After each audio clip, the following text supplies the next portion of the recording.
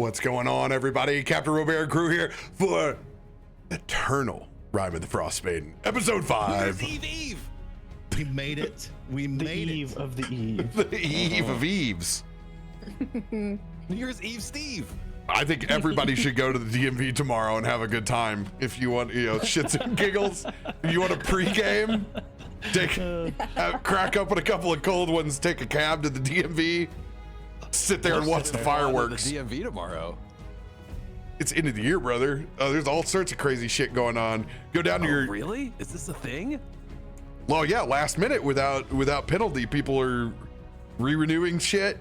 Go down to your local. After you do that, go down to your local tax office. Go and pull 2 years history. Got to get in Missouri. You got to get your plates renewed. So then you got to go down to the tax office. Everybody's paying their taxes at the end of the year. That's quarterly. So that line's long. So you wait there to then go pay 50 cents for the printouts of your property tax bills that you then run back to the DMV. Oh yeah, this is all people who don't use the online portal. I was gonna say, this is stuff I've never heard of because I'm gonna have to just click buttons. What you do is you go to the DMV and you just sit in the chair and you just take a ticket every 10 minutes. Yeah, that's a whole move. 33, 33, 34. You just literally crumble up the 33 number. The only thing in my life that saves me from hating getting a ticket was being raised in the old local grocery store where the ticket system was getting to go up to the counter and getting to choose. Loved it. It's my favorite experience as a child. Yeah, ticket to talk to the butcher, and the butchers were always like, they were the men that you thought they were. They were mustachioed men who loved to talk to, children. And those were not the only meats they were cutting. Hey, little man, you want to try my mortadella? Dude, it's a requirement if you're a butcher in a grocery store to look like Mario or Luigi. Like 100% a requirement. You also have to be like 6.5 feet tall or taller. It's a weird, I don't know where that rule came in, but I've never met a short butcher. You gotta look like Ed Kemper, You gotta really put the whole picture together. Now, so the fun thing is Publix in Florida, they also use the ticket number system. The same one was also the one you grab for getting a pub sub. So you got the great experience of, even if you didn't need to get a pound of cold cuts, even if you just wanted a sub, you got to grab the little number and then wait for the little sign to tick over, and then you go over to the pub sub order. God, I was a cute kid. That was great. And then you get your gabagool. There's a Quiznos in a gas station is the only Quiznos that we have. We lost our old one, and it does a digital ticket, and it's not the same. Oh, gross! Get out of here, Not the same. robots! Yeah. Quiznos. It's an AI Quiznos. I was the kid that would pull the ticket, and then I go up when it was my turn, and I put my hand out. I go, cheese, please, because they give a free slice of cheese to kids, I say, cheese, please, and then they gave me the cheese, and it was the best. Dude, the opposite of night cheese, the day cheese. That's how we got trained as kids to like night cheese. Yes, we got the day cheese. Conditioned on day cheese. Well, the difference is day cheese. There is a theoretical limit. Night cheese, the limit does not exist. The limit does not exist. The limit does not exist. Radio, hit us with some announcements before we start. I've got nothing right now. I got some stuff brewing for the beginning of the year. Nothing on the streaming world, but in the professional radio world, my empire is expanding, and that's all I can say about it right now. Oh God! Radio, it's coming to your town in 18 different markets. Get ready, get ready for the Mang. Oh God, more balls! Everywhere in every format. I'm the voice on your radio. Last man standing of the radio empire. We love it. This man's gonna know nothing but national of alternative weather. radio. The son of alternative radio, baby. He's not gonna remember his character sheet, but he sure as shit's gonna know where the 5 o'clock traffic is in Houston. That's for sure. Yes. It's sad, but it's true. All I'm full of is traffic alerts. Timmy. I also have nothing except for because it's New Year's Eve. We're drinking today. We're drinking. Yeah. Actually, no, this isn't true. Me and Tim will be at MagFest next week. Yes, Isn't we it? will. Damn. We do technically, now that you mention it, that is next Wednesday, is it not? That's a That year we away. fly out? That's a whole year away. That's a year away. Yeah. Man, I didn't- Is that next Wednesday? Good lord. I guess it is. Wow. That is wild. Yeah. Sneak up on you. Yeah, Yeah, well, so, you know, when you don't know until the last possible day that you're actually gonna go, That it is never true. really However, could sinks that have been in. rectified. We literally found out last week, guys. Yeah. Last week. God. Ladies When and Noah. gentlemen. Yeah, so yeah, you will see me for sure in the lobby, in the lobby con. I will be on the hunt for a room, not to sleep in, but you know, if you know, you know.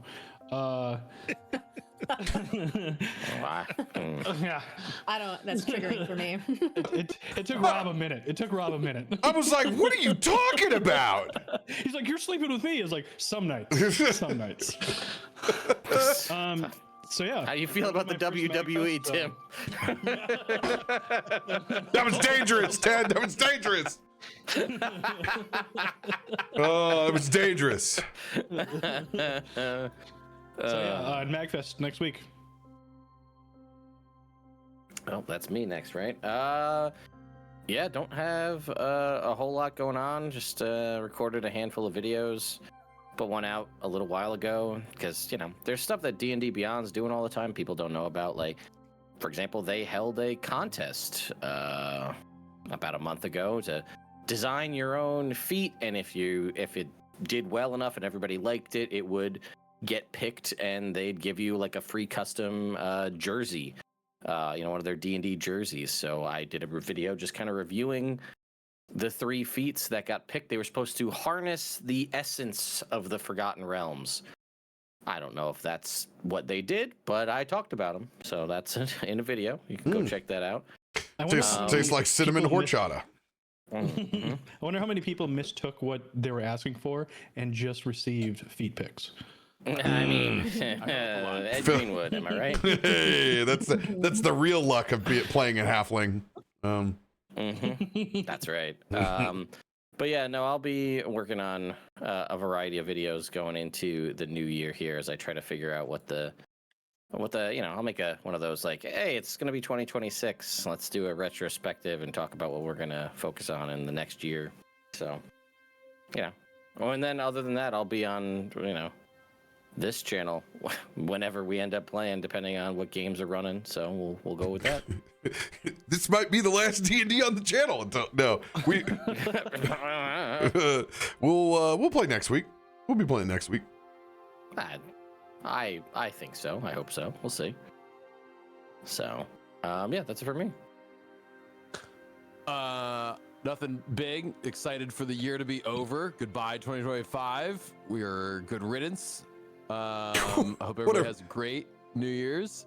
What a I ridiculous really wish year. you could share your outfit for New Year's Eve with the rest of the class, because this man's looking like a shark. I got a pretty suave outfit. So we're doing New Year's Eve masquerade soiree on the Queen Mary on The tomorrow night. Queen Mary. Oh, Great place to bring in That's- 2026. Holy moly. And I've done the Queen Mary for New Year's Eve before, but this year they're doing a masquerade soiree. So pretty That's stoked about that. cool. I got a really like fly, it's like ever so sluttily. sluttily. Hey. Hey. That's Freudian. Ever so slightly a little like gold in this like brown taupish suit. I got a white turtleneck shirt on underneath it. Super wide brown pants. I didn't know that was a new style that we're going for men now, but yeah, I got nice loose brown pants. White You were in shoes. brown pants today. Yeah. And then steampunk mask. They're doing like a casino room. As long as Cool. there's no bad wind, we'll have fireworks, the burlesque dancers. It should be wild. Pretty excited about that. Well, if there's bad wind, you wore your brown pants. Exactly. Also true. So that'll be a good birthday because that's also my birthday, New Year's Day. I'm a New Year's baby. Oh, It'll be a fun little Happy New celebration. Year's. And we get to do birthday D&D for me. So yay! Happy birthday. love So it. that's all I got. Me and my sluttily little outfit. Kendra, what do you got for us? I'm wearing my New Year's outfit. I got my sequins on today. And my shirt has a T-Rex with a top hat. Rest in peace, Rod Roddy, America's gay uncle. No, you know what? I just want to say, like, everybody's been so supportive about the RP I did last week. This is my first D&D campaign, and that was like really hard for me to do. So thank you, Ted, for lighting a fire under my ass and giving me the confidence to do it, because I did not want to get in that spotlight. And he was just like, he wasn't just a cheerleader, he was like that coach with like the fourth quarter locker room speech, and he like really made me believe in myself. And then when I saw your guys' reaction while I was talking, I couldn't ask to be at a better table. Thank you guys so much. I really appreciate the support while I'm learning how to do this. Killed it, dude. Coach Ted, who makes you believe. I feel like I've heard that somewhere in a sitcom. So, thank Every you one of guys. my talks is I have TED the Talk. belief sign on the top of my doorway right now. Yeah, so thank you guys. I just, I love you guys so much. Thank you. Oh, love you.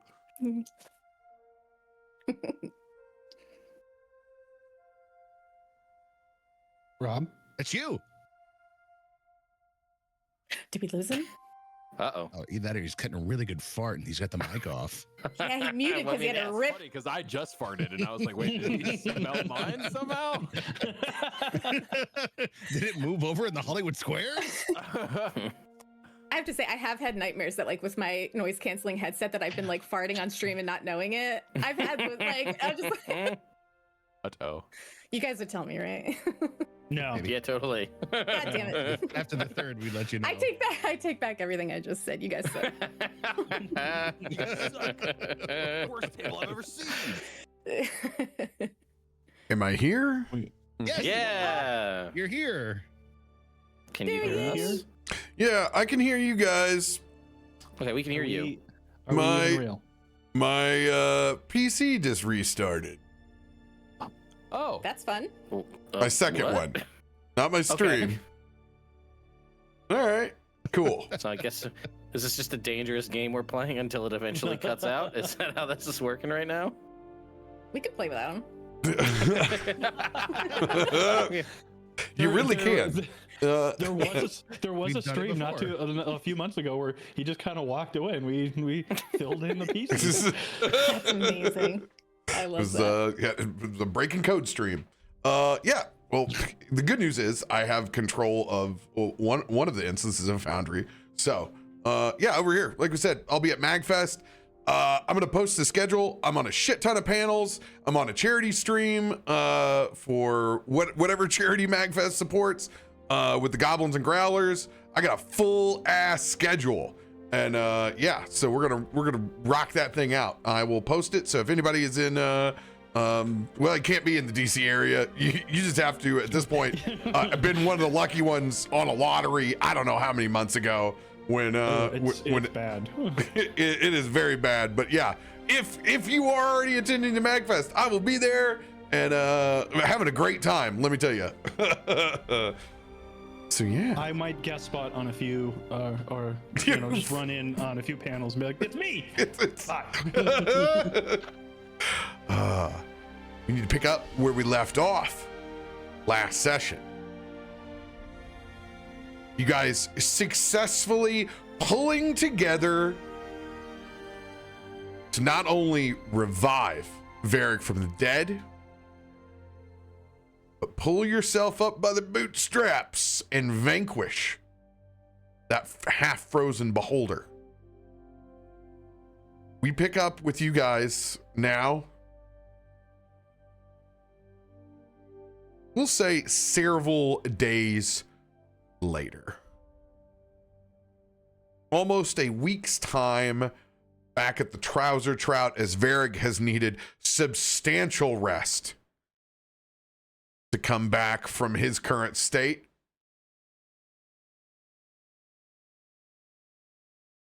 But you guys have largely vanquished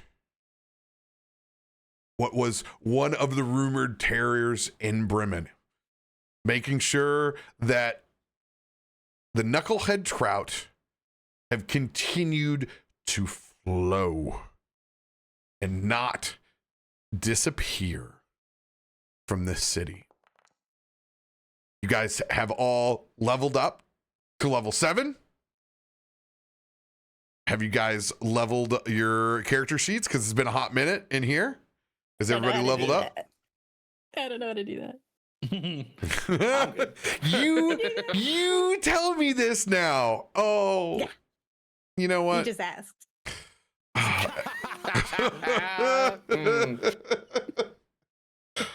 I hate my life. I just hate Hit my that life. long rest button then. Hang on. real quick. You asked me to be here. You asked.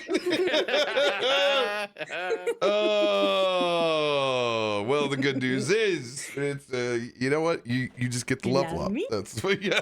No, I don't. Yeah. Just a reminder for everyone. It is still Winter's Hurt inside the game. We also have had a lot of information that was laid out in a mind's eye that was not laid out verbally inside the game. Right. Constitution saving throws for who wakes up first in their room back at the Trouser Trout. Varig, you will be rolling with disadvantage.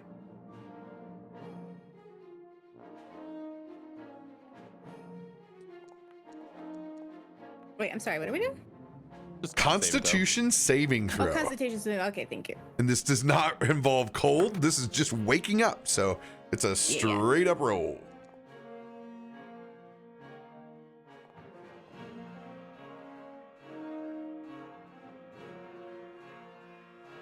Tedmond, All right. with a 22, you wake up in the Trouser Trout, several days removed from both digging this city out from under the snow and ice.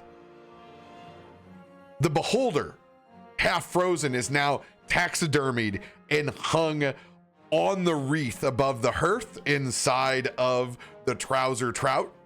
You guys have added it. It actually has the stockings hanging from all the individual eyes that are left inside above the fire. It is adorable. What about that one? What about that one that you made that looked a little questionable? Well, remember, it's taxidermied, and you know what? If you know where to look. That was the one that killed me. Penetrated deep. Yeah. Exactly. Lens flared right at you. Some could say. So just confirming too, because it looks like there's been enough time has passed. Any exhaustion that we'd incurred is cleared at this point. I know it was like cold base, but like since we're back Yes, at the inn, you guys have had plenty of time to take care of that with sleep and rest. Okay. All right. So kind of getting up in the morning, sort of getting my bearings as this is all going on. And we've had a couple of days to obviously bring the beholder, show that one, it was a credible threat. So that kid wasn't lying. So, for whatever that's worth. And again, now we've gotten sort of the information that things are progressing, and it sounds like, again, you said the knucklehead trout are flowing, so the marrow aren't causing any noticeable issues, seemingly, right, at this point, from what we've been able to gather? At this point, there have been no incursions with the marrow post-event. So it seems like they have either scattered or are not serving that purpose anymore. It was Okay. I think we went over this, and I'm sorry to interrupt, but was that an uncommon thing to happen? I mean, obviously, Beholder is pretty uncommon just in general, but for them to have been controlling marrow like that or influencing marrow like that, would that have been like a cause of concern? No, beholders pretty much get anything and everyone to try to do their work for them. So convincing a tribe of Marrow and lording over them is very beholder material. Cool. I thought we went over that, but I just wanted to double check. Well, to jump off of that point, Marrow in general, right? How common are they? Like, I imagine they exist. It's like a known sort of issue, but them coming as close as they came, is that like a normal? Remember, Like that resources now are pooled, so it's like it's like the watering hole on a Discovery Channel special in sub-Sahara Africa. There's just a lot of people that are bumped up close to each other because of the resource management that wouldn't normally be. All right. Somebody's getting eaten by a crocodile. It's just who's going to be, we don't know. Got it. Yeah. Okay. That actually is very good for setting the tone. Like, oh no, someone got attacked we know it's going to happen. It's a matter of when, not a matter of if, you know what I mean? So it kind of sets the scene well for that. So that's good. Okay, and we dug ourselves out for the time being. How, I hate to ask this question out loud, how's the weather been the past couple days? Shut your mouth, Ted. Valid response. I mean, Go back it's to bed. Inquiring minds love to know.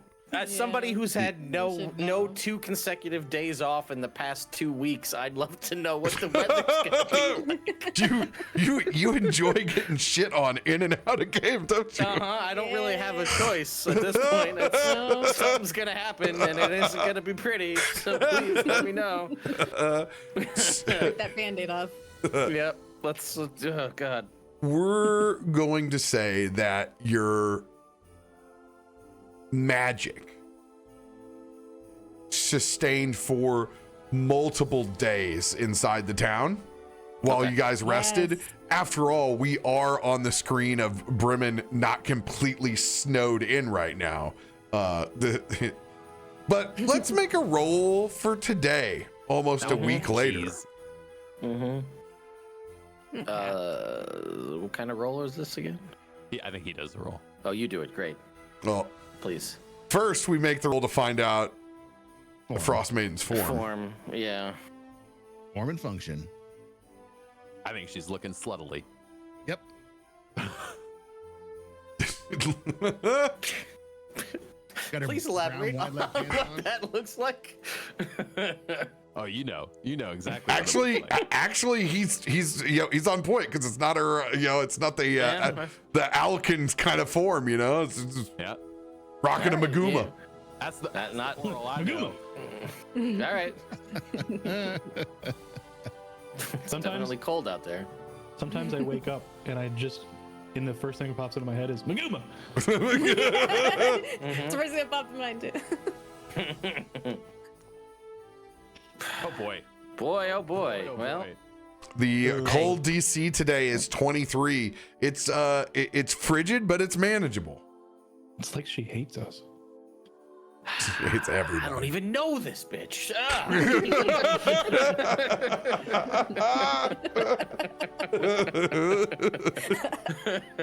New York's coming out.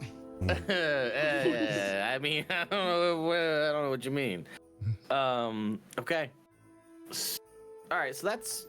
I feel like we were in the worst possible scenario last time, so I feel like Yes. this is doable compared to last time. We're not trying to roll 7 dice to get a 20. Like we stand a chance at surviving. Okay. Cool. All of the parameters that I would need to operate, I feel like, are now in place. So yeah, I mean, getting up in the morning, we had a couple of sort of leads of things to work on. It was this frozen beholder, which we've dealt with. It was this concept of people getting lost at Dugan's Hell and all that kind of stuff. So I guess coming down from my room down to the sort of main area of the Trouser Shroud, is this, getting my bearings on, is this place active? Is there a ton of people here? Is it just like a regular, Wednesday morning, or what's the situation like? So Winter's Hearth is like Christmas, New Year's, and Yule kind of all put together. So it starts, beginning of December, and then it carries you basically into February before you have melts. So pretty festive time. And you guys have only brought bounty to this small hamlet, so people are eating good. The knucklehead trout, have kept flowing. Spirits are high. Okay. All right. Yeah. So yeah, I'm gonna come down and get some. Sounds like the food's gonna be plentiful here, so I'll get a little something to eat. Cup of coffee. Oh, hey, Tedmond. Yeah. Ruth Molina is gonna have actually the dumbwaiter full for all of your rooms upstairs. Oh. I'm gonna send the knucklehead trout locks up. All right. You're speaking my language. This is wonderful. I love everything.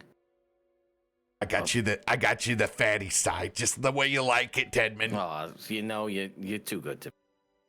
Now somebody's got to save that lizard man up there. He's been sleeping all week. You done wore him out.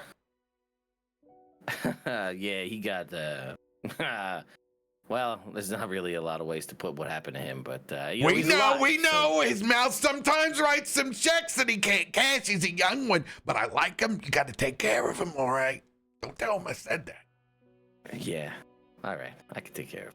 Well, we'll do our best, but we can only carry him so far before they just they got to figure it out on their own. We got to stick together. You know how it is up here in the north. No, I know. Believe me. And if it wasn't apparent, it's very apparent now. It's become all too clear that if you don't work together and use everything that you've got to the best of your ability, somebody's dying. Honey, I'm over here smoking 10-year-old Witchlight 120s, okay? I get it. Shit gets a little stale here, kind of like your marriage, Gotta glasses down at Ruth as she's saying that. Well, yeah, I mean, I guess. Daryl, I didn't mean it. Daryl, come. Did you hear some pots and pans get thrown in the back? Poor Daryl. Poor Daryl.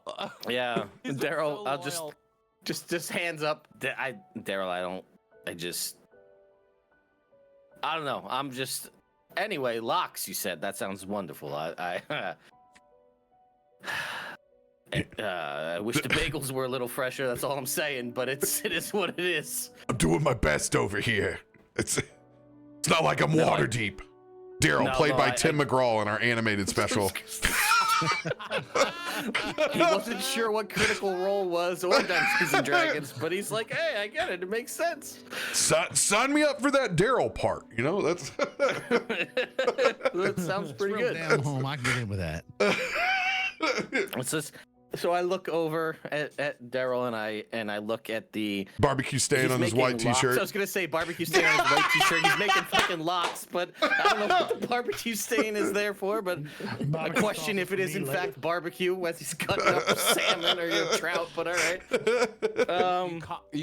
You see Moxley's door open, and you see his trunk kind of creep its way through the door.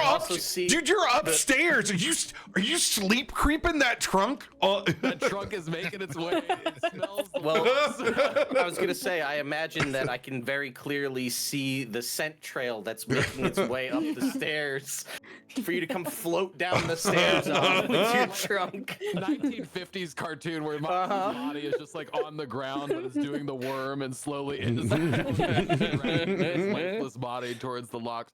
Do I smell fresh fish?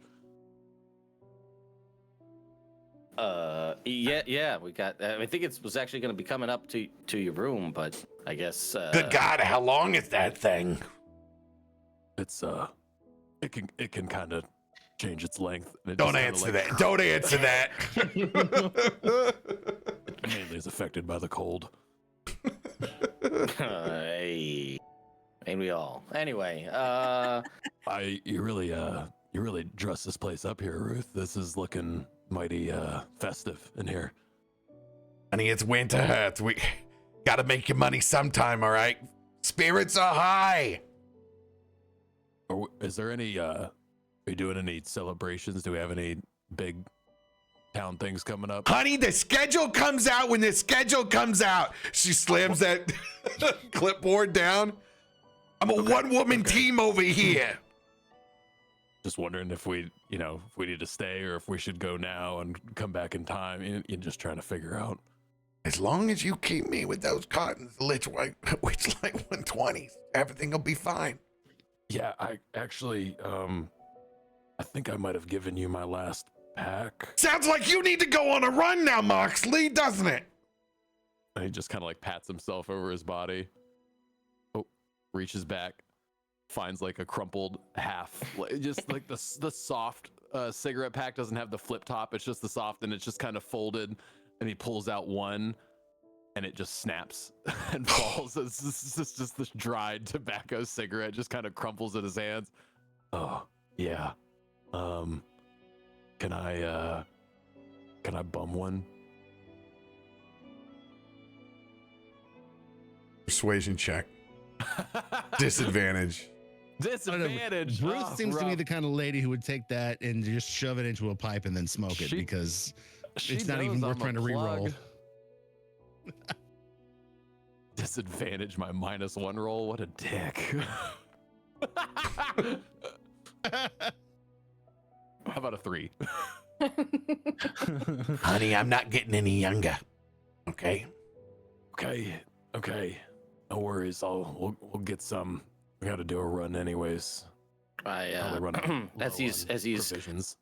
Trying to bum this cigarette, I'd like to mend the broken, crumpled cigarette with mending. Hell yes. Intended we Whoa. Tobacco and the tube come back on and reattach to my hand. How'd you just goes back in? How'd you just unlock a moment of high school in the park with me? Taping it back together. I mean, listen. I wouldn't hold out much hope for the Credence tapes, but I was gonna say you do what you can. Listen, we had to cut the tape and put it back together. Nobody had a pencil. We couldn't rewind it. Nothing made any sense. We're just trying to make it work. I light it and take the first drag, and your mending does not fix dried stale tobacco. No, it does not. It's a rough hit. But it's at least my last cigarette. Okay, well, that's good. I got a smoke and locks. That's, not a bad day. What are we going to get into today? Whatever we end up getting into, somebody's going to mess it up anyway. Well, yeah. So I'm wondering if we should even bother planning, because I feel like we're going to plan something and then it's just going to fall apart anyway. So I'm along for the ride. Let's just figure out where we're going to go. Yeah, there's what I was saying. We don't have to have like a set itinerary, but we should have a direction. Yeah, why not? I know we talked about Dugan's Hell. I don't know if that's still on the table for everybody wanting to investigate. I feel like there's a lot to unpack with that. I feel like we could do more like research about whatever. I don't even know if there's an opportunity to even do that, other than like, hey, you hear anything about Dugan's Hell? And they're like, yeah, it really sucks. And we're like, oh, great, thanks for that. And then that's about the research that we got for it. Yeah. But I feel like if there's information to be gathered about it, the more we have going in. We saw what happened when we went in. We thought it was a frozen boulder. It turns out we were wrong. Very wrong. Very, very wrong. So from behind Moxley, you did not see him at all. You just hear, yeah, that boulder was weird. Yeah. So all I'm saying is, we went in with minimal information, and we got out. Oh, we're all alive, so we could. For a minute there, one of us wasn't, and that was a little bit hairy. So we made it out, but I feel like maybe a little bit more prep work before we just take on a new job is probably maybe in our best interest. Like a modicum of information would go along. I would very much agree. That also reminded me, I've never seen Ma look like that. You talked about Varric dying. Do you remember when that happened? She like transformed. Yeah. I also don't know why I haven't talked about this until now, but We've all been kind of dealing with it, you know. It was really cold. I feel like everybody needed to warm up a little bit, you know. It's just I've never seen her look like that before. She must really care about Varric. I mean, we all care about Varric, but I mean, he's all right. But no, I get what you're saying. I get what you're saying. Obviously, it definitely something's going on. There's something to unpack there. Which is why I also feel like we don't just spring on everybody when they come down the stairs. Hey, we're gonna go immediately throw ourselves into peril again with no planning. no, I agree. And honestly, you know, it is Winster's Hearth. Maybe we just hang out. I mean, we just enjoy the time. It's bold of you to assume we're able to do that. It's been what, like a week? Yeah, but when we get like a week stretch where nothing's happened, then like somewhere there's a ticking time bomb ready to go off. I feel like we've had a couple days of downtime. That means, you know, it's Winter's Hearth. There's like, it's a weird time for spirits and things, and I feel like everything's been a weird time for spirits and things for us anyway. So the weather has gotten increasingly shittier since it stopped being shitty. Bold of you to assume that we're gonna have a quiet Winter's Hearth. I'm gonna go over and knock on some wood on the side of the wall here and be like, I don't just hey, whatever. I don't know. All things require balance, so you're not wrong. So what side are we on the balance scales here? Are we on the bad side or the good side? We might just be on the fulcrum right now, and we just decide. So we don't. So it could. Yeah, well, that tracks. It could go either way. That's pretty much normal for us at this point. So yes. Well, do you think Varric and Ma woken up yet? I don't want to eat all the locks before they get down here. Yeah, I wouldn't. Save them a little. I'll go upstairs, bring some coffee, knock on their door. I would imagine you guys both have different rooms, and knock on the door and just set coffee down. Knock on Varric's door, set coffee down. I look over at Ruth and I go, "You said you were gonna do the fucking dumb waiters," and then he's bringing everything upstairs. I mean, look who delivered it. She did. Bruce like, yeah, the dumb waiter upstairs. Hey, I'll be a dumb waiter. She looks over your way, Lantis, and does a little curtsy. Enough said. Enough said.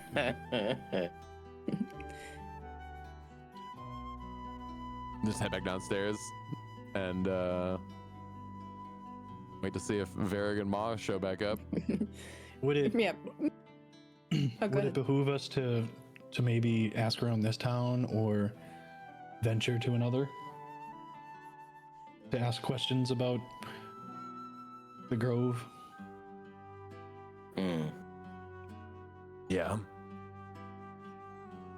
You guys don't know shit about that grove. That's true. I'm saying like the next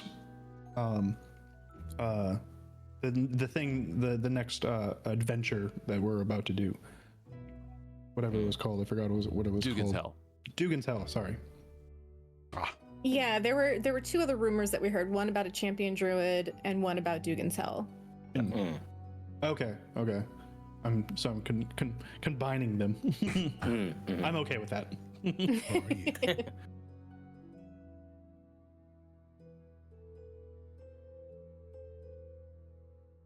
Yeah, I mean, I probably, as Moxley's going down the stairs, he probably hears my door kind of click open. You just see the saucer with the coffee on it just slide into the room really fast. Oh, hey, since you're up, we have locks downstairs. Ruth hooked us up with some more knucklehead locks. The bagels are kind of hard, but the locks is tasty. Thank you, Moxley. Okay, I'll leave you be. You doing okay? I'm fine. And then you'll just hear my door kind of click shut. And I'm going to sit on the bed and kind of sip my coffee for a little bit. And well, she's still kind of processing, and it's hard for her to get started in the morning. She's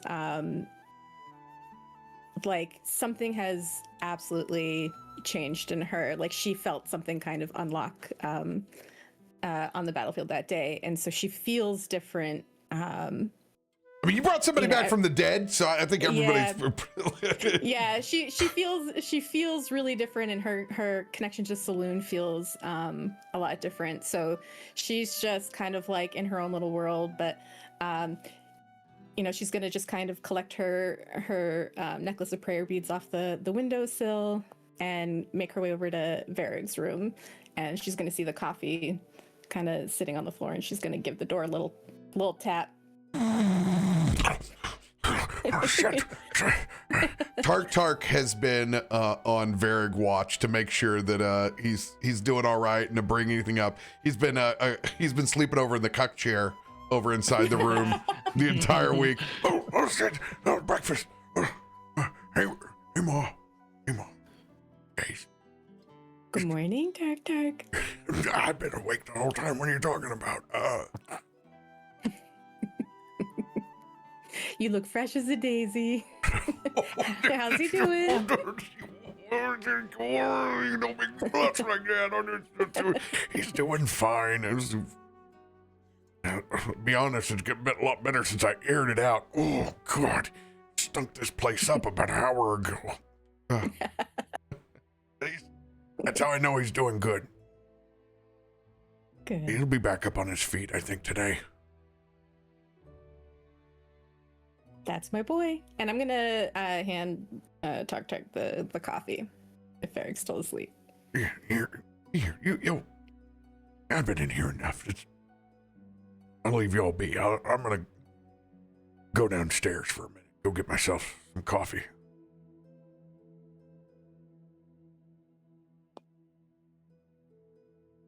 And I'm just gonna replace him in the cuck chair, and I'm just gonna put the coffee next to Varig and just sit down and just wait and see if he wakes.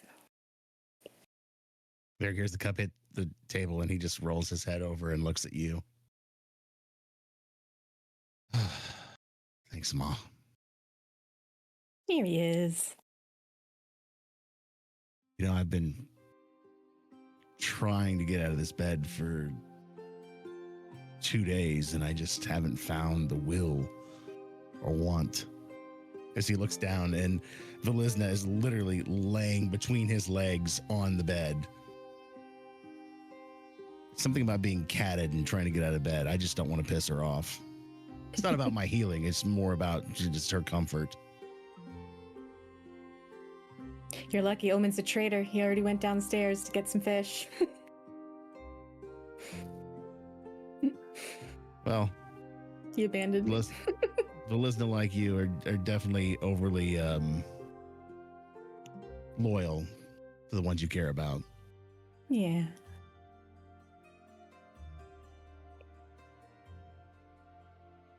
Do you think you can make it downstairs to eat?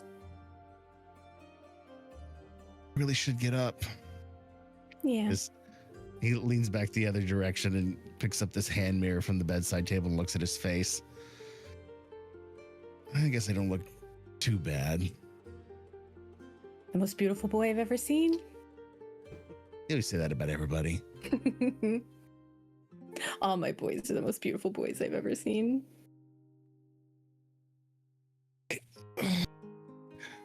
As he sits up and takes a sip of that coffee. Help me up. Let's see if I can make these stairs. I'm feeling good. I think we can do this. That's my boy. And she'll go over and actually she's gonna put her staff out and see if you'll grab onto that. Ask me to grab your staff? Come on. All right. I'll put my arm up. He grabs you around the shoulder, then pulls his own staff from the other side of the bed and uses it to help. Sword fight. It's bigger. Is that the secret druid handshake? Let's make our staff. Druid tummy sticks over here. We touch our tip. We go tip to tip. Tummy sticks. Tummy sticks. And when they grow the vines, when it's tip to tip, then it's docking. Yeah, David Big Rime. dog. God. Yes. Happy Valentine's Day.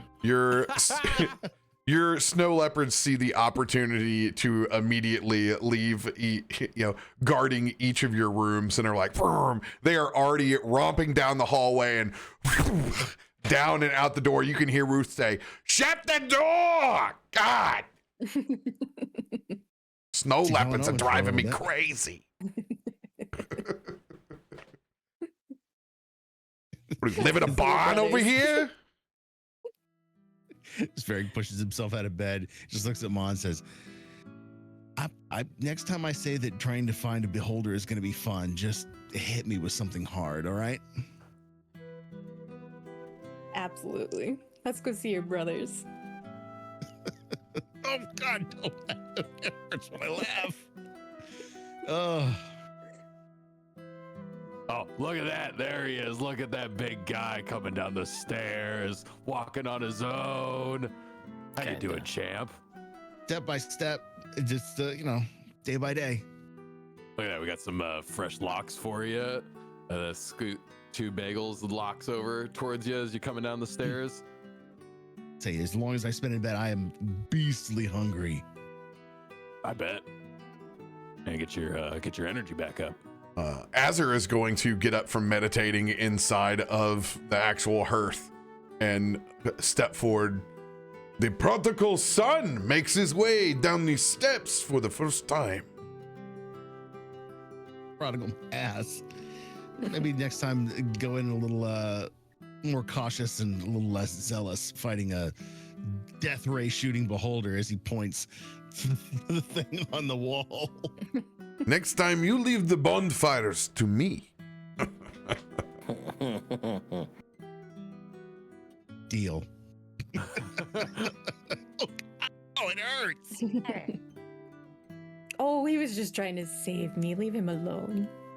He moves like an old man for a young dragonborn.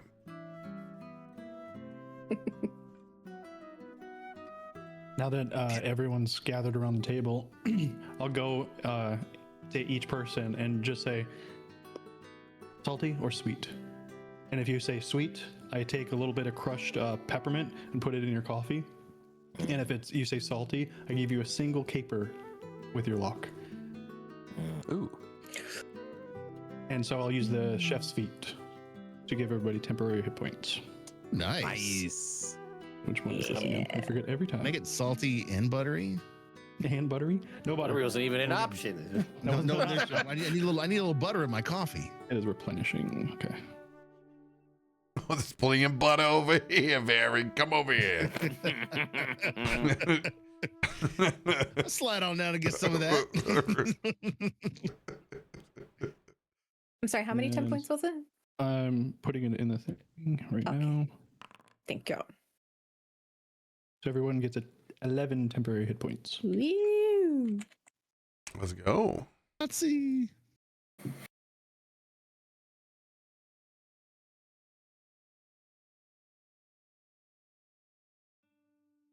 So you're feeling better there, Varric? You are kind of had us all a little worried there for a while. I don't know what got you back on your feet, but you really kind of seemed out of it these last few days. Yeah, I just I needed some time.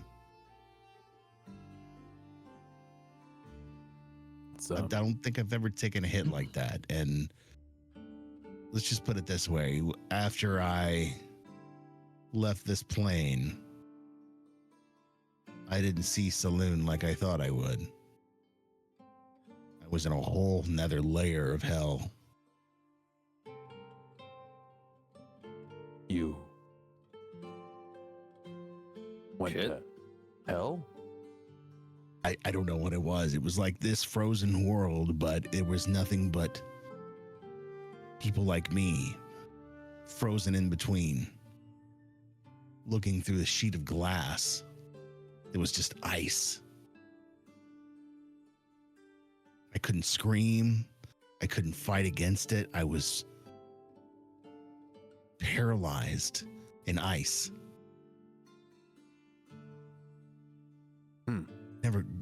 I couldn't imagine in my wildest dreams of ever going down and finding myself in a place like that. It's unblinking cold. Did you see or talk to anybody? Oh, it was a brief moment that I was there. The only thing I really take from it is just this feeling of total despair. Like if Ma had not pulled me back, that I was gonna spend an eternity in ice.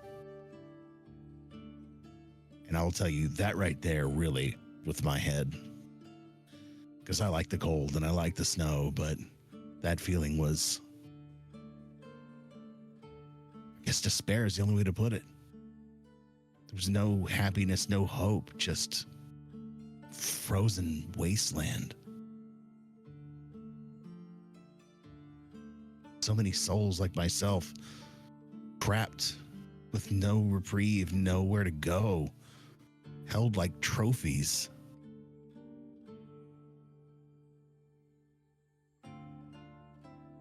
That sounds honestly pretty scary. I'm sorry you had to go through that. You live, you learn. And then you have family to bring you back. Yeah. As I look at Ma, awesome, by the way. That was amazing. I know. She's rubbing his back. It's fine. I had him.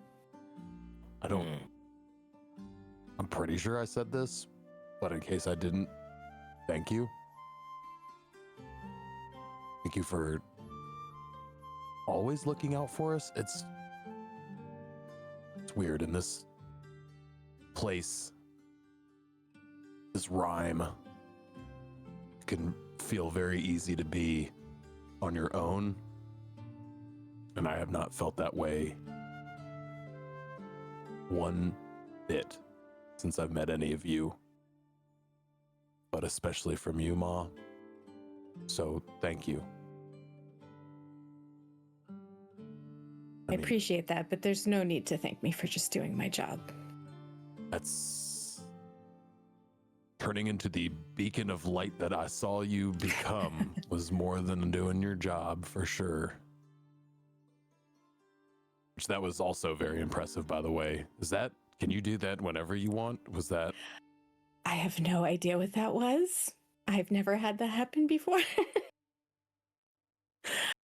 That was new to me as well. Oh. I think nobody gets between me and my boys. I think we found that out.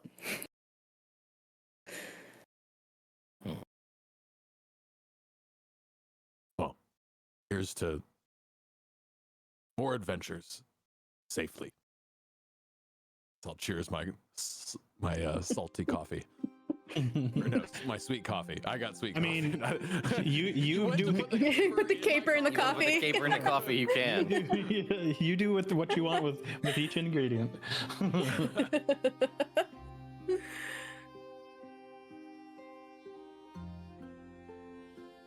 Well,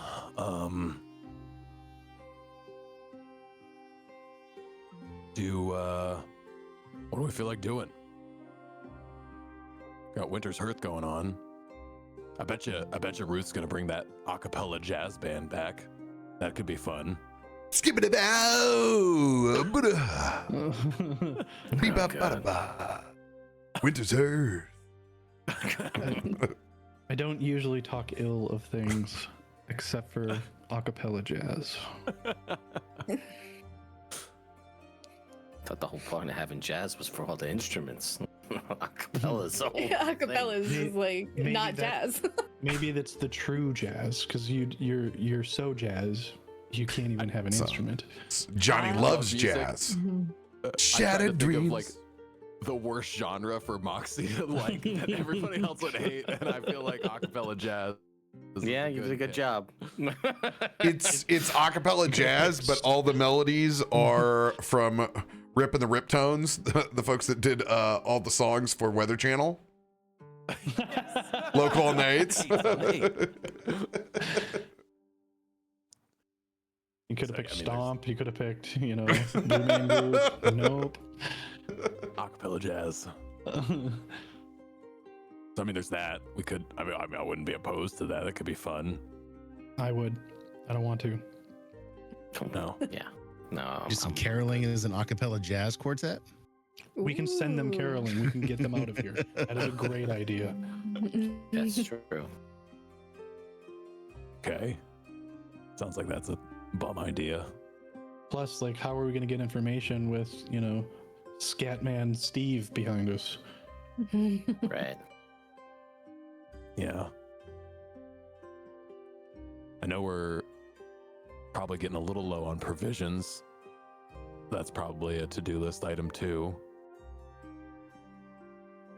And then the two kind of big things was this druid running around and then also Dugan's Hell. Those aren't the same thing. Good. Astute. Those are not. We the same assume not. Oh, was that a question? Because Mm. I thought they were separate things. I was under the impression. I mean, maybe they're all related. I don't know. Okay, so what do we know about each? Nothing, right? One, we don't know where they're at. The other one, we know if you go there, you don't come back. Yeah. This roving druid was kind of the first I'd ever heard of that. I've definitely heard of Dugan's Hell before, but I know that has I some would weight say to it. in 10 years, Hmm. you probably have heard of the druid that has gone around awakening creatures, even though you may not have ever seen them, but It's a big enough of a lore that it has yes. permeated the land. So is it like Actually, I think I do know a little bit. I think I have heard about this druid before, but I don't know diddly squat about it. Diddly doo Is it- squat. the druid? Is it like a prank that's gone awry, or because sometimes young initiates at the monastery, they like to goof off, and we let them until it reaches a point where it becomes detrimental and they must learn their lesson. Like, has their prank reached that height, and now we are tasked with teaching this thing a lesson?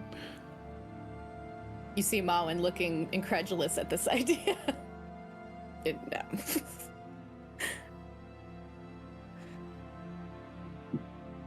I mean, that's one way to look at it. Yeah, I guess. I think the main concern for me with that is just they're waking things up that shouldn't be awoken. And not only that, but making them act in ways they wouldn't have acted pre that. Against their nature. Yeah. Well, how do we track one of our own? You know what we can do? We can hide in a snowfall. Be following a trail of awakened animals if we can even get to them.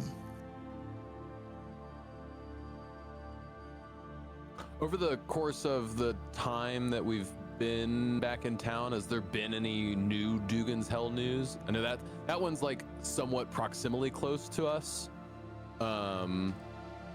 You've gotten every ounce of information that anyone inside of Bremen has, which is basically don't be a fool and stay the hell away. They're not going down there to find out. Right. Okay. But there hasn't been any like drastic thing that has happened that has made news or headline since we've Not been in town. Bremen. Remember, there are the 10 towns. You guys are in the most western outpost of the 10 I'm towns. looking at the map now. Most of Dugan's Hell raids have always come in from the south and up to God, I'm losing it, the biggest town. Brinchander? Yeah, Brinchander. Brinchander? Thank you. Okay. Yeah, because they're between us and Brinchander's Targos, and they're like almost equidistant looking at the map.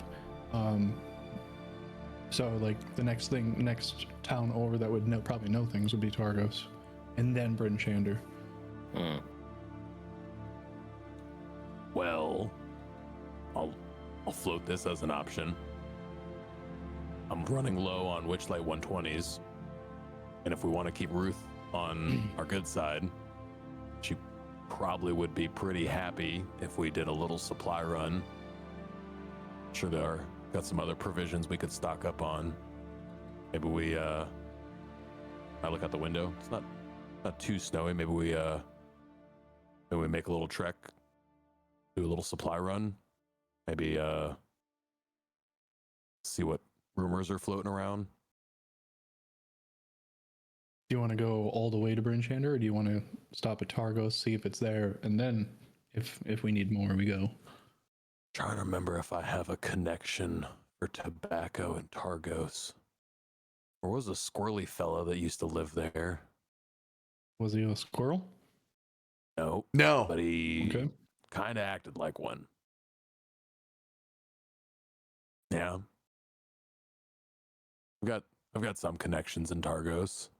More in Brinchander, but that's a long haul.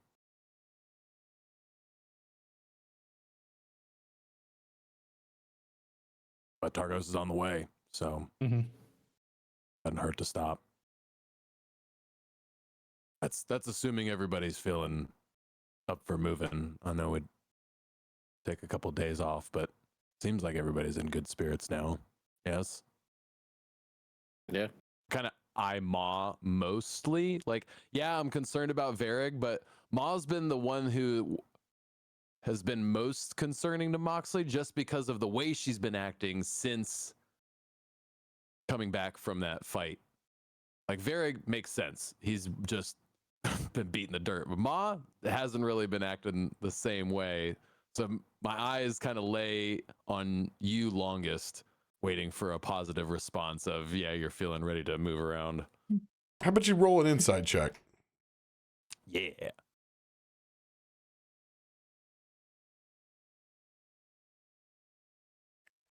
Maybe.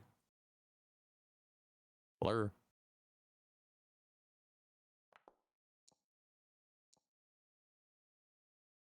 Not the most insightful, but not the least insightful.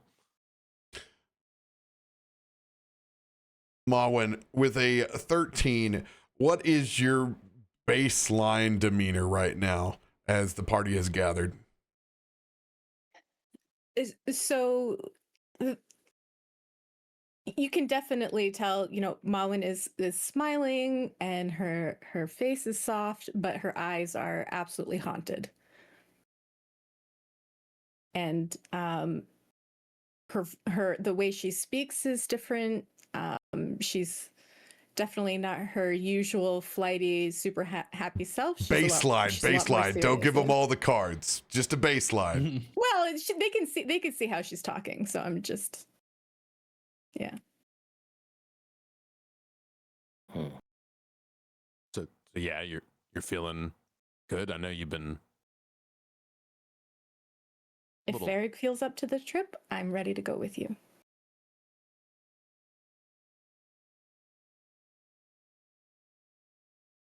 I'm back on my feet now. I mean, it's all downhill from here, right? I'd hate to leave this place in Winter's Hearth, but I mean, we gotta do what we gotta do.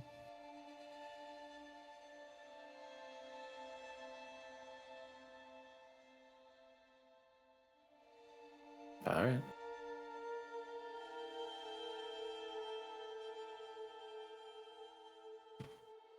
Okay. Oh, it sounds like everybody's gung ho and excited to go to Targos. You all do not sound gung ho at all. So sarcasm, Azar.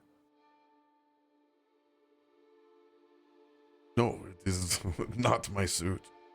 I am here to make sure that you achieve your goals. You do not all seem ready at all.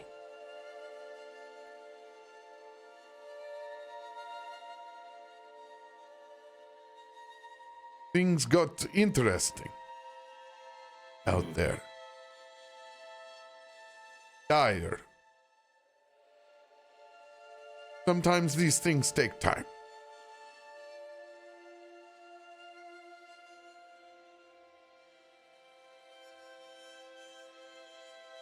Look, I'm just gonna say it. I'm getting a weird sense from you. And I've got it ever since we got back. You okay? Are you okay?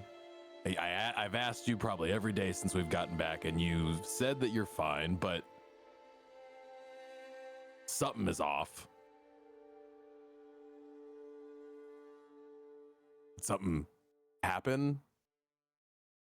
Did I do something? No, Moxley. It's just seeing my boys get hurt like that. It was a lot, and I didn't expect it. And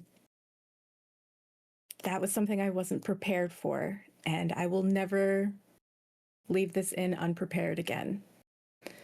And that's just something I have to deal with how that felt. I love you guys very much. You're my boys. And seeing you all hurt, it just was too much. And Varrig, I mean, we've been together for a very long time.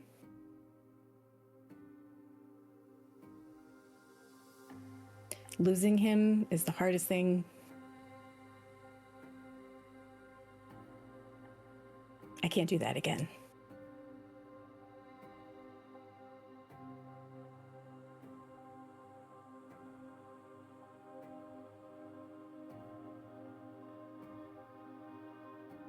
Okay. Are we going?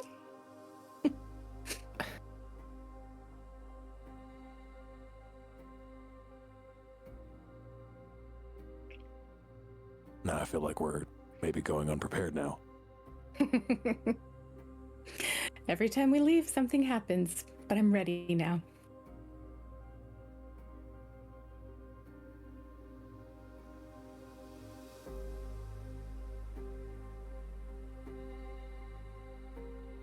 Okay. Well, we'll just be smart. I didn't like that. I did not like how that transpired, how that fight went, how we approached it. I don't know what we would have done to do it better, but definitely learned lessons. And Maybe next time we ask if the boulder has teeth. yep, that's good. I good think the stuff. lesson here is knowledge is power. Right. Yes. So, I mean, does that... Well, if we were to look at a map, which I think we've already established that we have between here and Targos, we've got a map so we could see, and then maybe if there's a way to look and say, okay, hey, people are encountering this kind of a thing, between here and there, then we could say, all right, now we know. Maybe we'd be on the lookout for, you know, owl bears, or maybe it's yetis, or maybe it's all of the things because it's the north and it's terrible, but I don't know. But if we can get something to know what we're going into, also if we're going to Targos, I don't really know these places the best. If some of you've been, if we've been there and we know it well, then who are we going to talk to? What kind of people are we looking for when we meet, when we get there? So the more information we have going into this, the better it's going to be. And whether that's just a, hey, let's take a minute here and think about it. Maybe we already know the information that we're looking to get, or maybe it's talking to people here in the town, or whatever the situation is. But just walking out the door and going, there's probably a little bit more we can get before we do that. So, who knows what's from where we are in Bremen to Targos, if that's where we're in fact going, what that pathway looks like? Is it largely, you know, are we, what kind of things we're going to encounter there along the way? Pulling up maps to take a look at that, see as I'm talking. The more information we have, the better. And then again, the contacts that we have, or the whatever we know about the place when we get there, what we're kind of looking for, if anybody's been there, and that kind of stuff. Perfect. Thank you for this map. I found it, guys. It's right here. Everybody see it? Look. Here's the map. We take a look. On the table. Spread the map out on the table. Look, all right. So it doesn't look like it's too far away. Couple of miles that just eyeballing here, maybe 2.5, maybe 5 at the most, depending on how we get there. There's no, doesn't look like we've got the river between us and Targos, so we got to cross the river from what I can tell here, at the very least. So that's something we got to get across. And maybe we're lucky or not lucky, depending on how you look at it, to be frozen. I'll and take then care of that.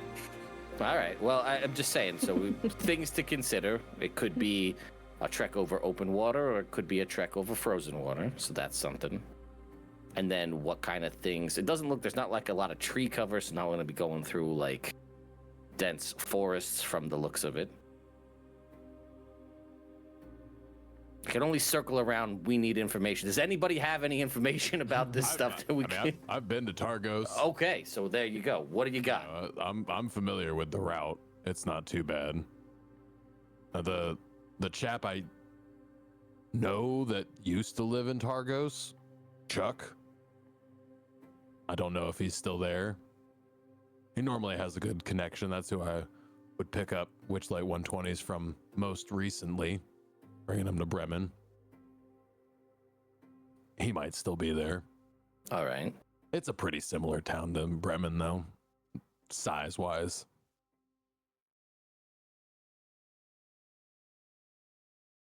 So there might be some intel to be had there, but it should be a pretty easy trek based on the weather today. We got a good place we could stay when we get there. We have a place here that we're established in. We got, you know. I've never spent the night in Targos. Never wanted to spend the night in Targos.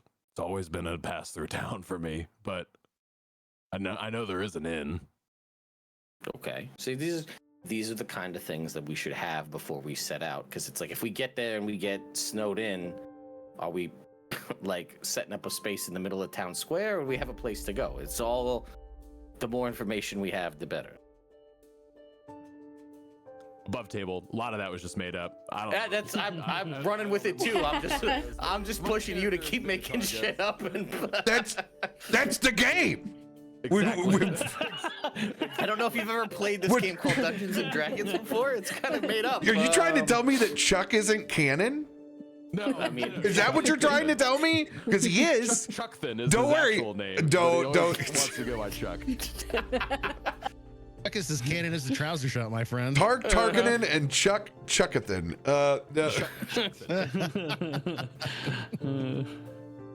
you know, old Chuck Targos, this family founded the town. Chucky Targos. By the way, yeah, wait for AI archivist to have a heyday with this one.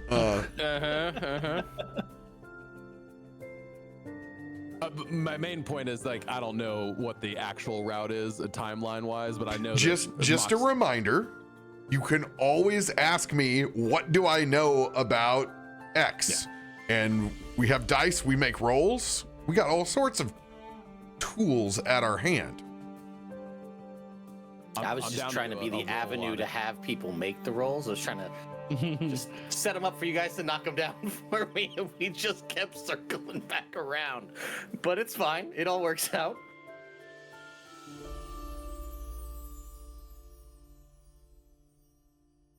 What do I know about Targos, RoBear? What does Tedman know about Targos? Self-professed, not from this land. Yep, I know. Yep. So go ahead and make a history check with disadvantage, because I believe you're more of a city mouse than a country mouse. 100%. History check. Disadvantage.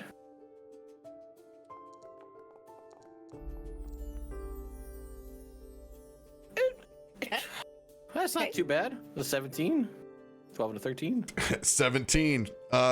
There's a there's a Bucky's Gate inside of Targos that you've. I mean, listen, if Targos is big enough to have a Bucky's Gate, we're in a pretty good spot. It could be worse. That's all I'm saying. It could be a lot worse. Yeah, it's land's a little bit cheaper in Targos than it is Bryn Shander. It's it's that lead up. It's the perfect travel stop between Bremen and Bryn Shander. So it is, it's a glorified stopping point. Yeah, it's a rest stop, basically. Yeah. See, that's what I told you. No, I mean that I just took a minute to think about what I know from what I've heard from not really being around this place, figuring stuff out. So, okay. Well, weren't we more or less wondering about the route though, and Targos itself? When you pass through things that you remember from Targos, it is a city that's fortified with a wooden wall, not as big as the one around Bryn Shander, but they do have defenses. There's about 1,200 people, so it's about 4 or 5 times the size of Bremen. There are more merchants inside of here. There's general suppliers, scrimshanders, netmenders, writs. Fishing trade obviously goes through here. Anything that's coming out of the Mar Duladon is also going through Targos. It is referred lovingly as the camp on the hill. I will say that trade is kind of big for dealing with anybody in Targos. I don't know if we have any extra knucklehead trout to bring, but that could be a good bartering piece. I normally, whenever I go through there, I have something that I've hunted or gathered as a trading piece. You just fishing with Tark this morning then. Anybody who has traveled through Targos, go ahead and give me a I'm going to allow a survival or a history check on this one. Cool. We've been through Bremen, Mom. We've probably been through Targos. So Atlantis, roll yours. Advantage plus. I'm going to give you a second advantage roll on this because of something inside of the city. Okay.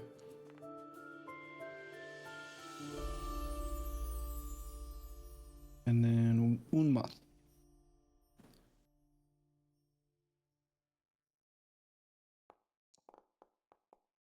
Ooh, there we go. Yeah. Nice. You were dead. It's okay. All right. I'm still leaning up on Ruth.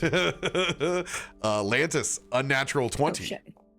Sorry. It's an unnatural, but Okay. Dirty. There is a strong connection in this town to a place that you have sailed before. Deep ties to the ill-fated city of Luskin. Ooh, okay. There is a heavy Zentarum and pirate population that has remained inside of Targos since they got stuck here and haven't been able to sail out. At this point, because the world is more about sticking together, the degree to which the piracy is so low level. This is why the Witchlight 120s are running out of here. It is one of the larger black markets that exists.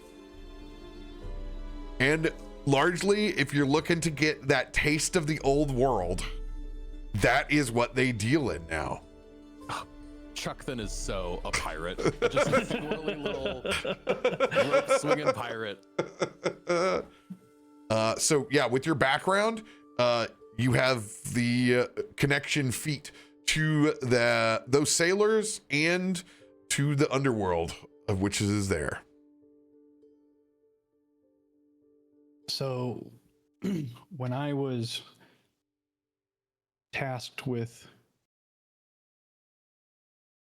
talking to the giants and I started sailing, stopped at Luskin for a bit, and from Luskin, after a few more stops, 10 years ago, we stopped up here. And while I spent most of my time in Bryn Shander, Luskin is where you would go if you wanted to pick up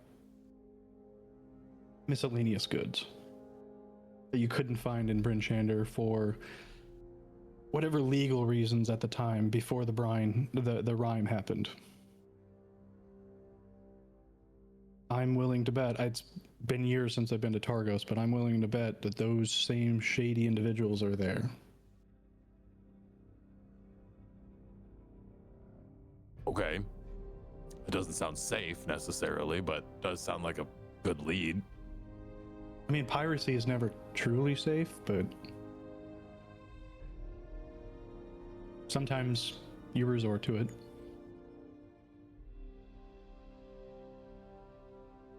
Yeah, for sure, if you want to get your Witchlight 120s, it'll cost you a pretty penny, but that's probably what it's going to be more over than Bryn Shander, where there's probably a little bit of legalese going on there.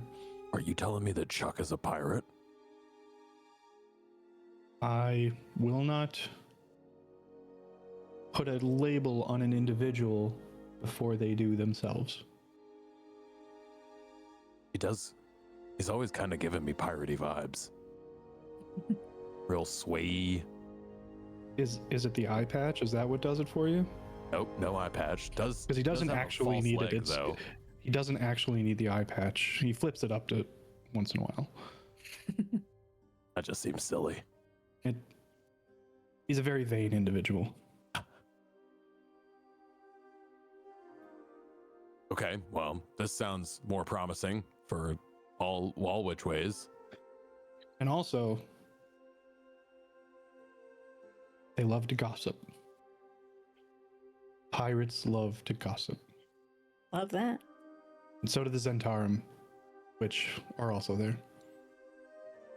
Oh, good. So, if you want information, you go to the Zens. Moxley, go ahead and roll me a d4. D4. Are you a Zentarum? Wow. Crit Chuck D4. Crit that D4. Chuck from Targos is a level 4. Man. Pirate. Level 4 pirate. Okay.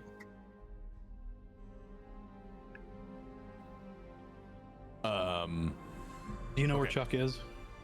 Well, I don't know if he's still there. It's Okay. been quite a while, so that's still kind of up in the air. But if he is, he had a little shop in the main center area, had some special wares in the back.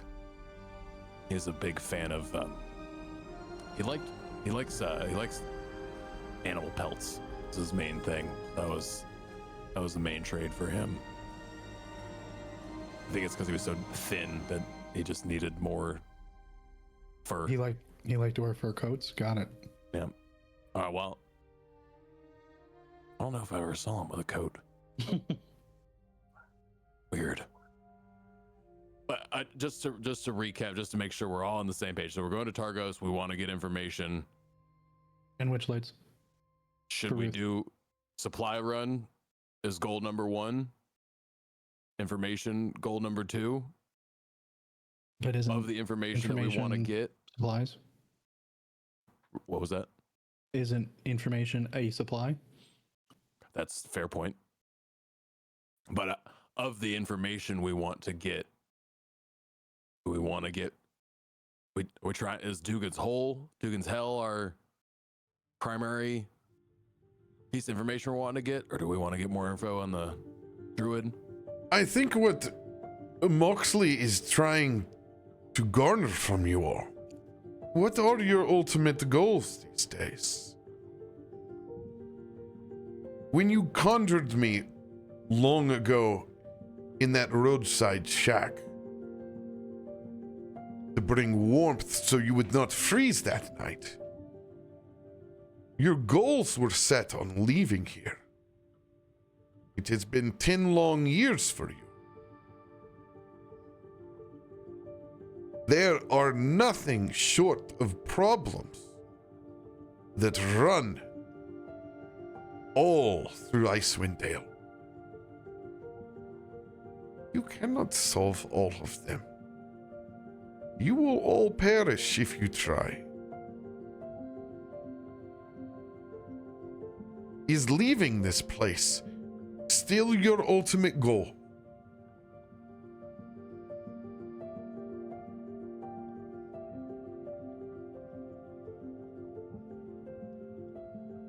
I don't want to myself, but with this rhyme never ending,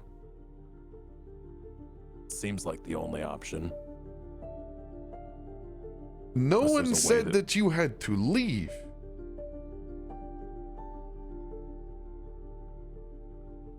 But to let others that are stranded here return to their lives outside of the Rime.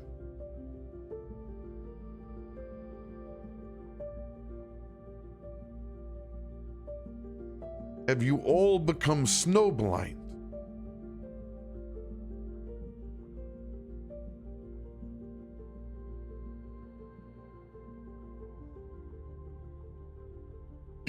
That is a good point.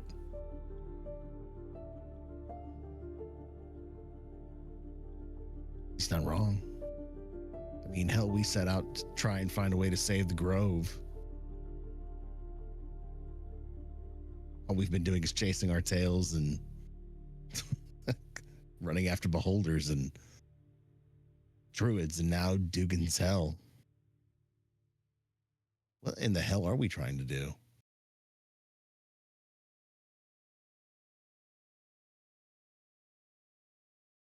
Well, I'm gonna be honest that I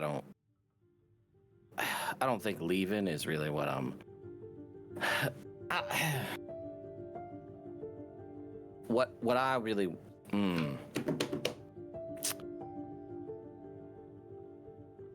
Take my glasses off and say there's a lot of things going on that I just.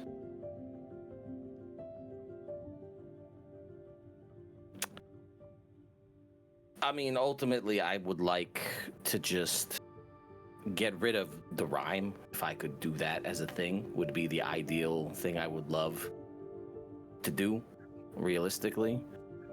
That's really what I would love more than anything. If we're talking ultimate goals, right? At the end of this, I would like to I would like that one day some kid's gonna get up and complain that the sun's too bright and they got up too early. And I'd call that a win. Put a little respect on my boss's name, you know what I mean?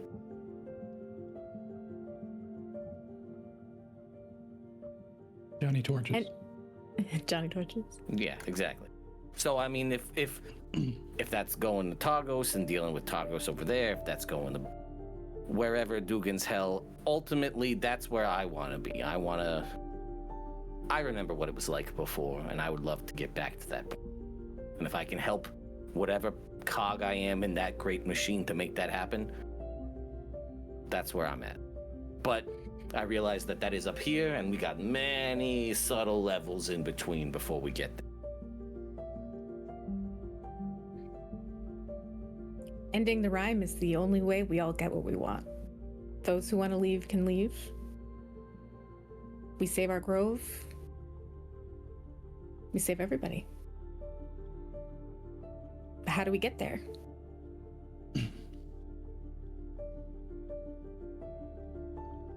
We're not ready for the champion druid like that.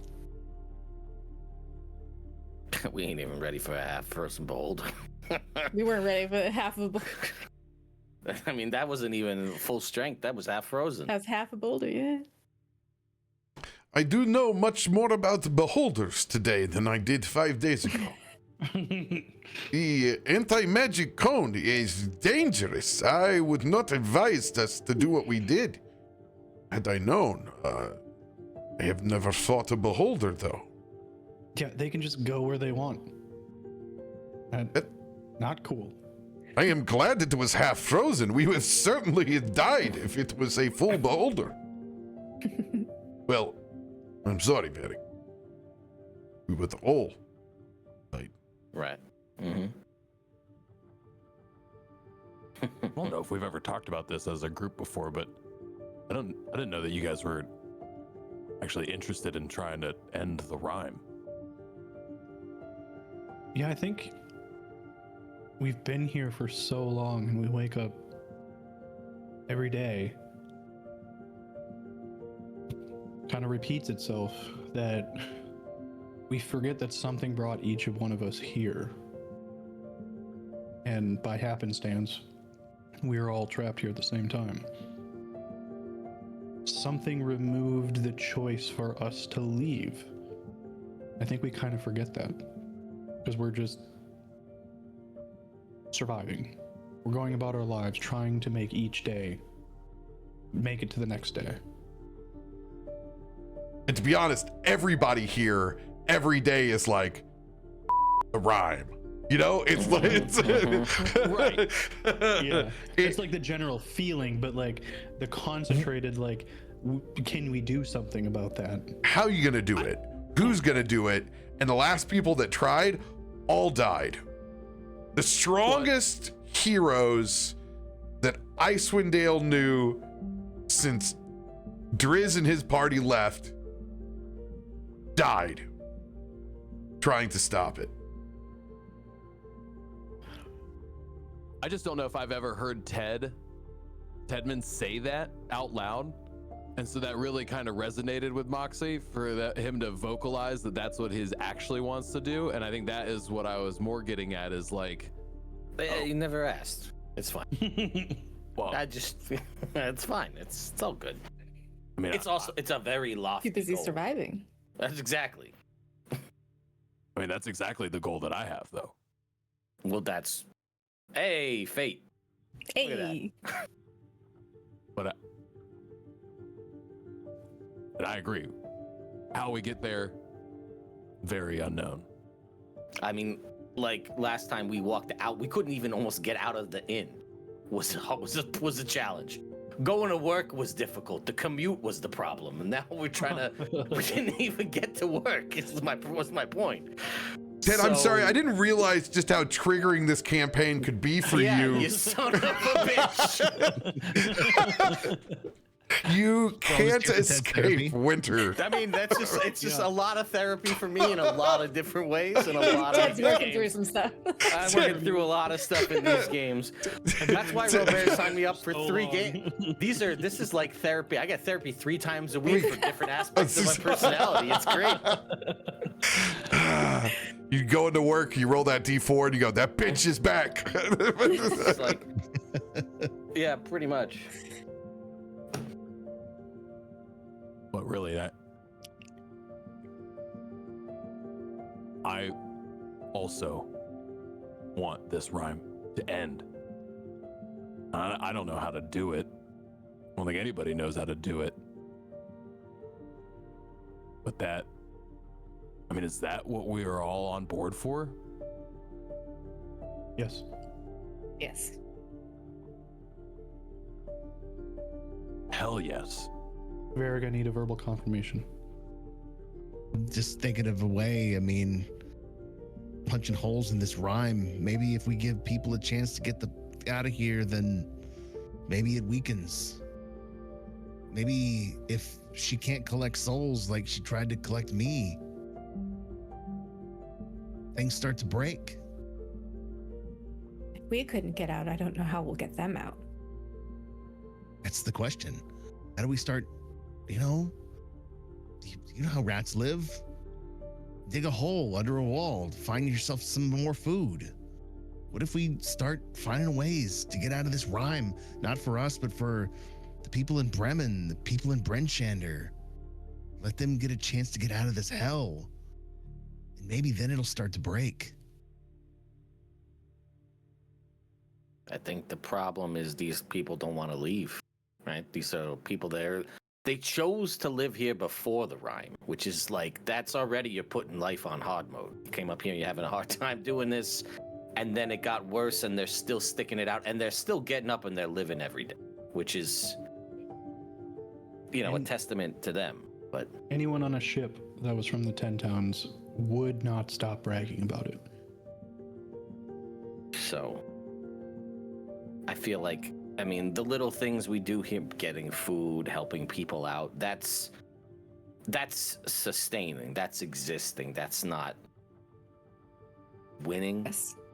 We need to, and we could talk philosophically about, hey, if there's one light still lit, then we're doing our job, and it's a beacon in the storm, and blah, blah, blah. But ultimately, that's a lot of blustering, and it doesn't get us where we need to be, which is right now, we got a lot of irons in the fire, and they're all over the place. If we can figure out one sort of path, and then maybe we make one sort of incursion that gets us some noticeable win, right? It's like, hey, we did this thought out, or this thing, whatever that happened, and then everybody's like, oh shit, look what they did over there, they're doing the thing. And then maybe it starts to go places, but we got to figure out what that's going to be. And I don't know if that's, hey, Dugan's Hell is now back to being Dugan's Hole because we fixed the thing and look at what we did. Or maybe it's, I don't know, I don't know what the linchpin to get us to where we want to be, but I think we got to figure out small steps that show marketed progress that get us there, and then we can kind of, maybe things will sort of just clarify as we're going along, that it'll kind of become clear. I don't know. The one thing that you do not have is time. This place is surviving only on the adventures that are left here. We're running short. Bremen is only existing due to the magic of a few individuals that are still here. The North will collapse eventually, and it will be sooner than later. You will have to decide and make calculated risks. There is no time for a war of attrition. You need to chart your course. Take that risk like you did with the Beholder. And pray that you have the strength to overcome the odds like you did a week ago.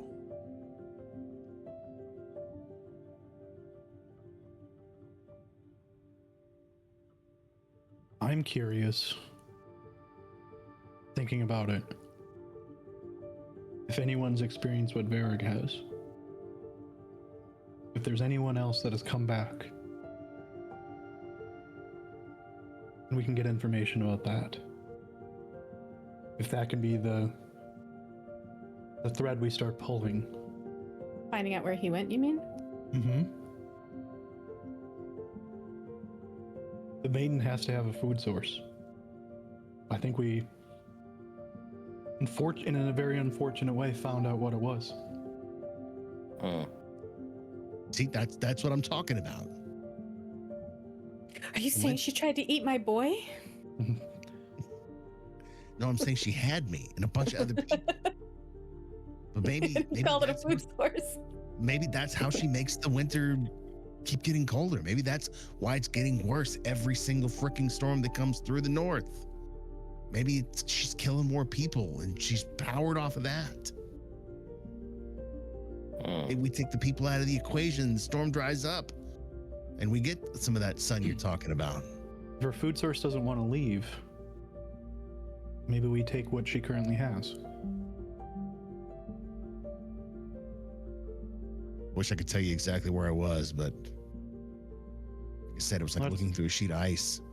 Yeah, that's why I'm wondering if there's more people, if there's someone else that has experienced it as well and might have another bit of information. Maybe they were there longer. Varric, I'm going to let you roll a wisdom saving throw. And thanks to Lantis and Mawin for bringing back your marbles, I'm going to let you roll straight up on it. Ooh. Wisdom For all saving the throw. marbles. For We got all the cards. marbles. I was gonna say, can I use an advantage card, or is this just purely dice? No advantage card on this. This will be a straight roll for you. Okay. Yo! Let's go! There we go. Oh, doctor, for all the marbles, throw in those 20s when it matters. Hey. You Oh my God, I'm not going to picture of Mawin any other way now.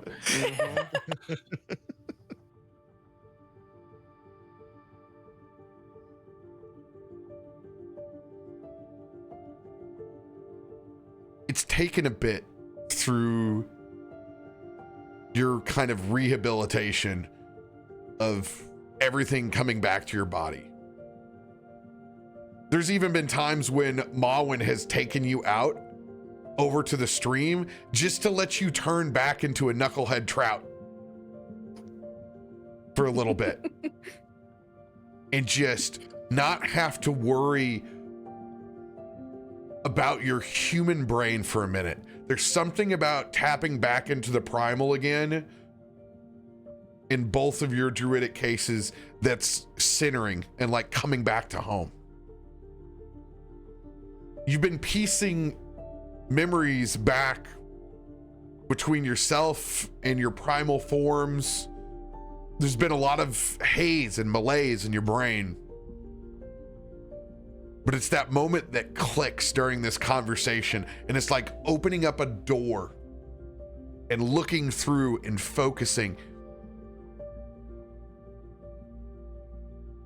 You realize that your time before being pulled back to the material plane,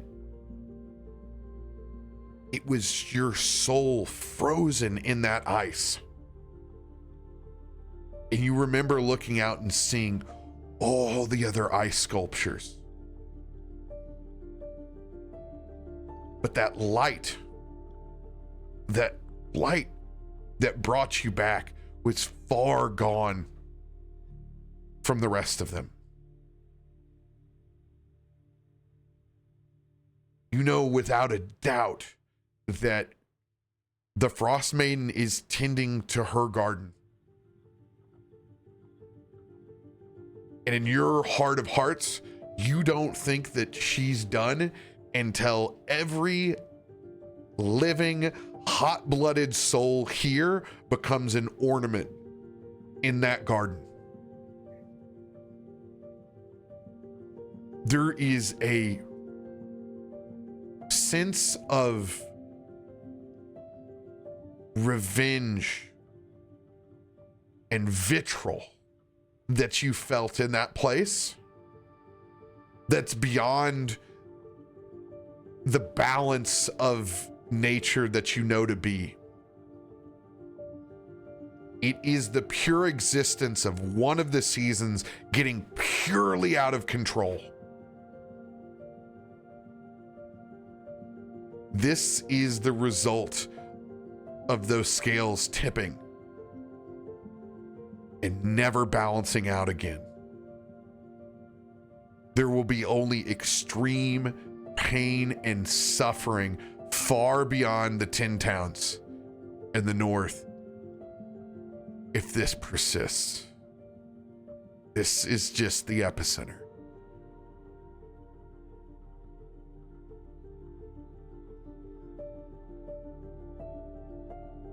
You know, I will tell you guys one thing, that just being out in that field of all those other ice sculptures, all those other people, those souls that were trapped in the ice, the light that brought me back wasn't there for them. There was nothing left. Whether she's consuming the souls or trapping them forever, there's no way to bring them back. I don't know if we're going to find someone else like me who's been there and come back. It's like she's out for unbridled revenge against every living, warm-breathing soul who's up here. And then when she's done here, it's going to keep going. She's not going to stop in the north once we're all dead. This war of attrition is her end game.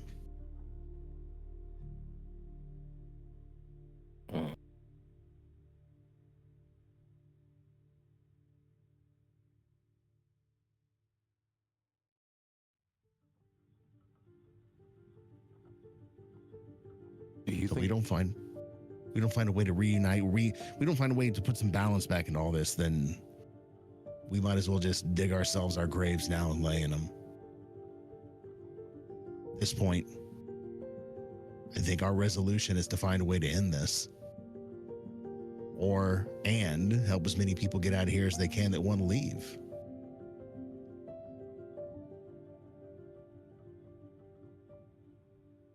If that is our North Star, then we make decisions focused on getting closer to it as we go.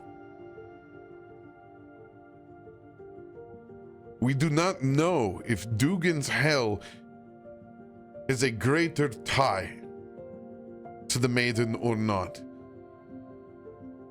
But there is an infernal presence here, and I felt it.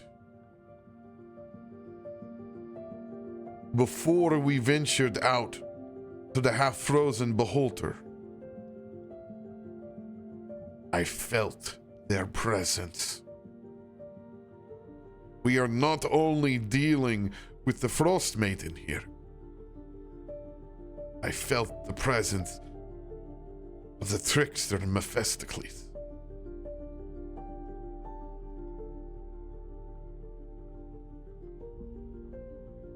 Hell has arrived, and it is not my home. Unlike the City of Brass, there are no rules here on the material.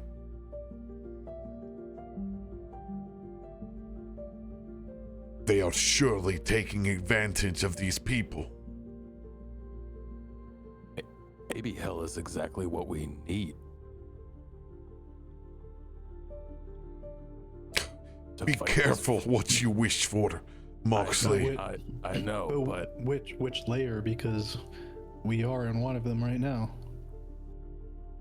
Yeah, I think you'd be playing a pretty dangerous game. What better way to fight ice than with fire? Unless you're dealing with a layer of hell that's frozen. This is Levistus. Ice and right ice. here. This is Levistus. This is not temporary, my friend. This is the kind of stuff that Varrig talks about, like being in that garden. Okay. Those kind of deals are made with souls, and they are permanent. Be mindful of that. The balance of that scale goes one way, and one way only. It never balances. You are correct, my friend.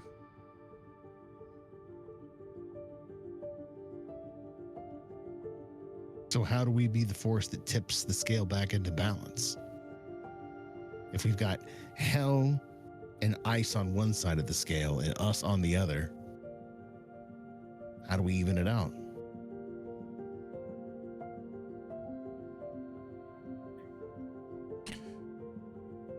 We undoubtedly need far more information than what we have. Mm-hmm.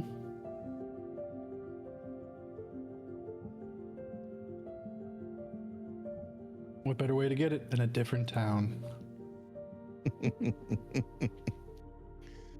Yeah, but I think we took a long way to answer it, but we got to my important question, which is, what is the information we're trying to get when we get to Targos?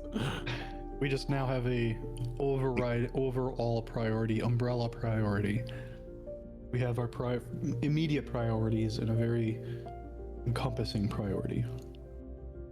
Varrig, you point on the map to a location. Bro, we got a location? Everything in your heart of hearts believes that you were somewhere inside the Ragged Glacier.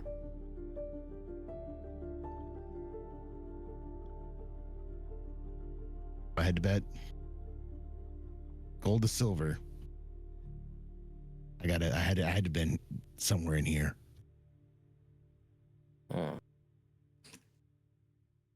Okay. Well, that's a direction.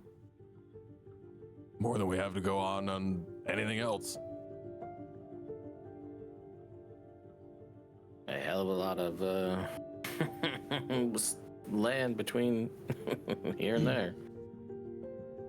A lot of open snow, not a lot of places to get warm. Hell of a place for the Frostmaiden if you're looking to keep cold.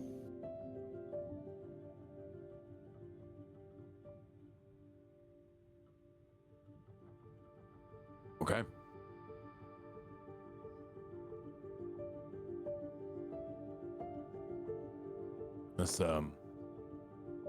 This may be the last time that we're in Bremen for a while then. Just putting that out there. We'd Kinda had that go feeling. on this. There might not be any turning back. Not saying we can't, but You are This some feels- of the lucky few that have the ability to travel in this cruel new world. Be thankful that entertaining that option is even available.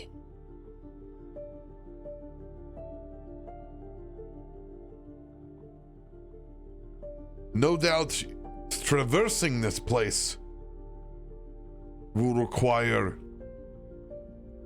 much strength from our arcane, divine, and primal users.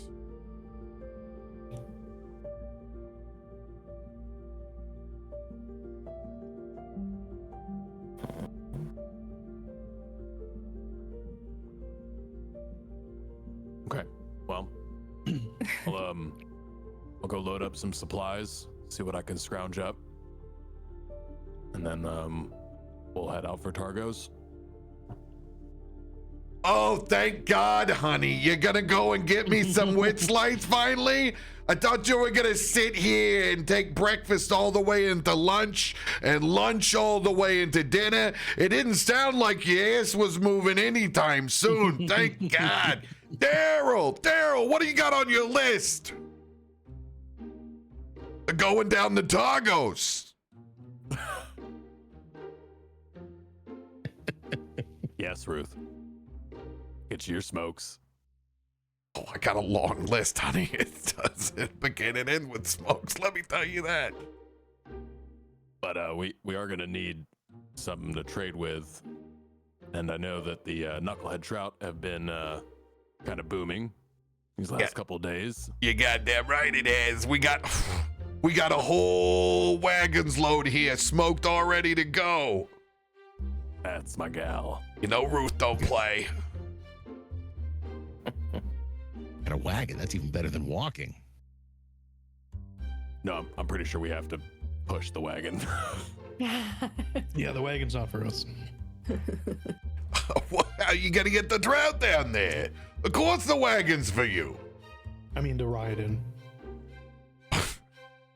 Gotta get convenient, but nobody said you couldn't make it fit.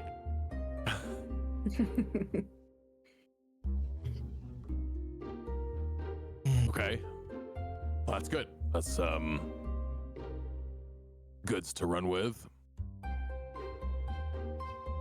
And maybe get your list here in the next 20 or so, and we'll be packing up from then. Thank God.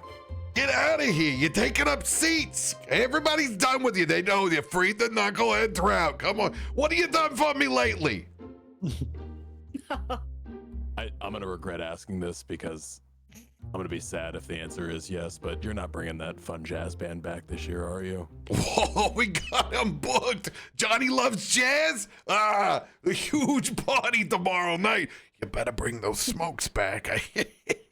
You know they're my favorite. Tedman and I just like side eye each other and go, "Oh, thank God."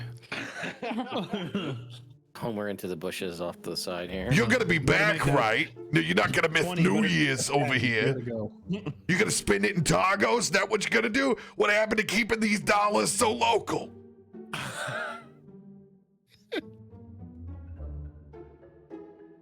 I'm going to try. Dear Ruth doesn't write a record label on the side. Tedman, are you not gonna be here for New Year's? Am I not gonna see that fancy suit of yours? Oh, that reminds me. Is I click my fingers and druid craft a little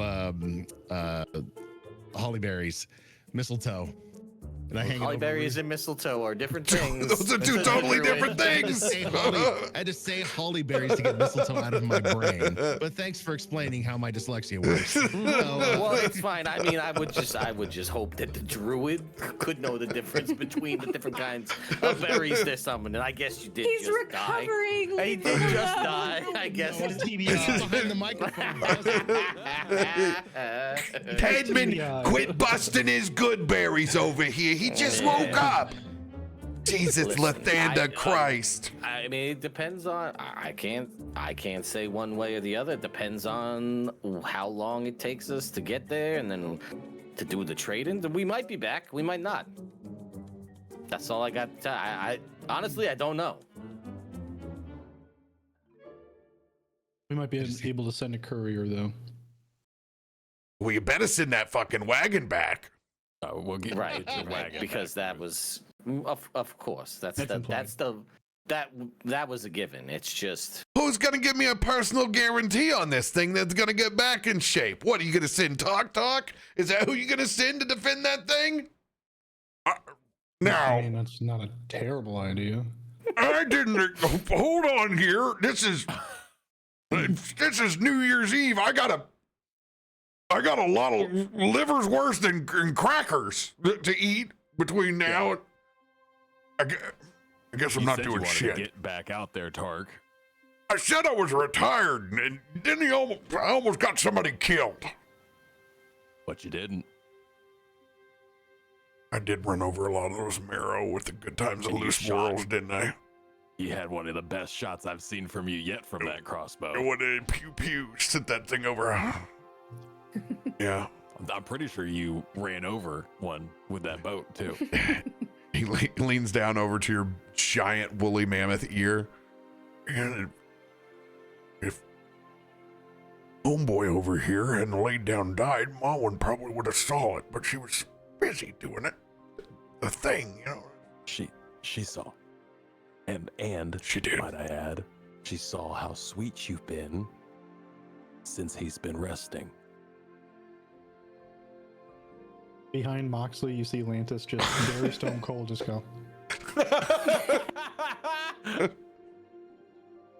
I think I'm gonna go wash up a bit before our little adventure down to Targos. There you go.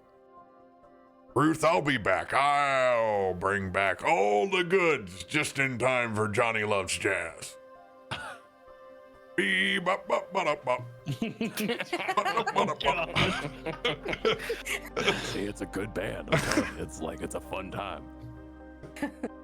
False confidence is a weird currency. Speaking of, I'm gonna That's a hand good that line. mistletoe to Ruth and whisper in her ear, "Don't forget to get a kiss from Tubman."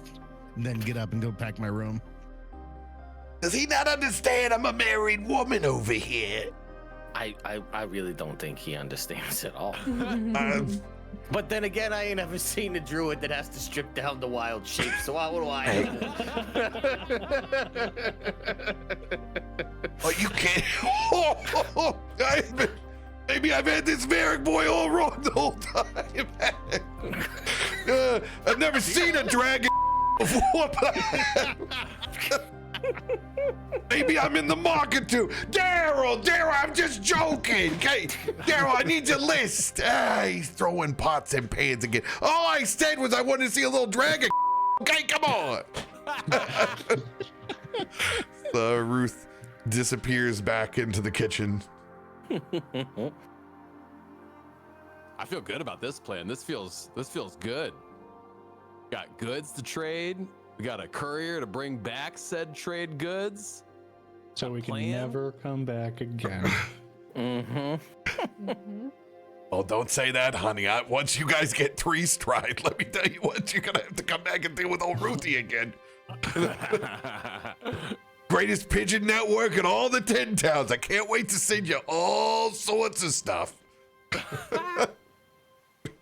Can't get rid of this NPC. Too invested. You'll get rid of me whenever Starfinder 2 comes out, and you know that ain't happening in 2026. I mean, it might be. I mean, I've been hearing that there's something coming up on New Year's, so I don't know. It's gonna be janky, but The alpha. Yeah. All right, so plan is to head down to Targos, take this wagon, do some good trading, procure some Witchlight 120s for sure for Ruth, Couple cartons.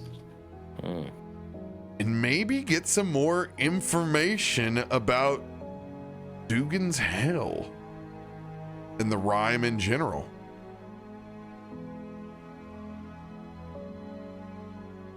Anything that the party wants to do before you guys load up?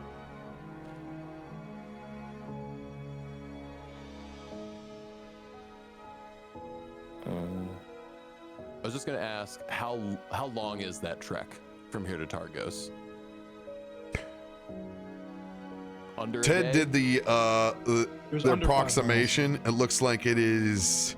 Yeah, so it's a Oh, is there a 5. scale on this map? Oh, there is a Yeah, scale. down the bottom left. zoom out. Yeah. Yeah, so it's a 5 miler. Looks like Yeah. a little under In the 5 snow miles. in the winter.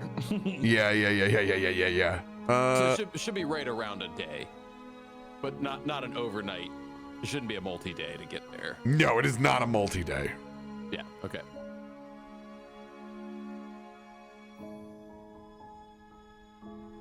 The only thing that Moxley's gonna do is just kind of prep. He's familiar going and bebopping between towns. There are some hunting trails that he's familiar with on the side, so he's just kind of getting prepped and ready.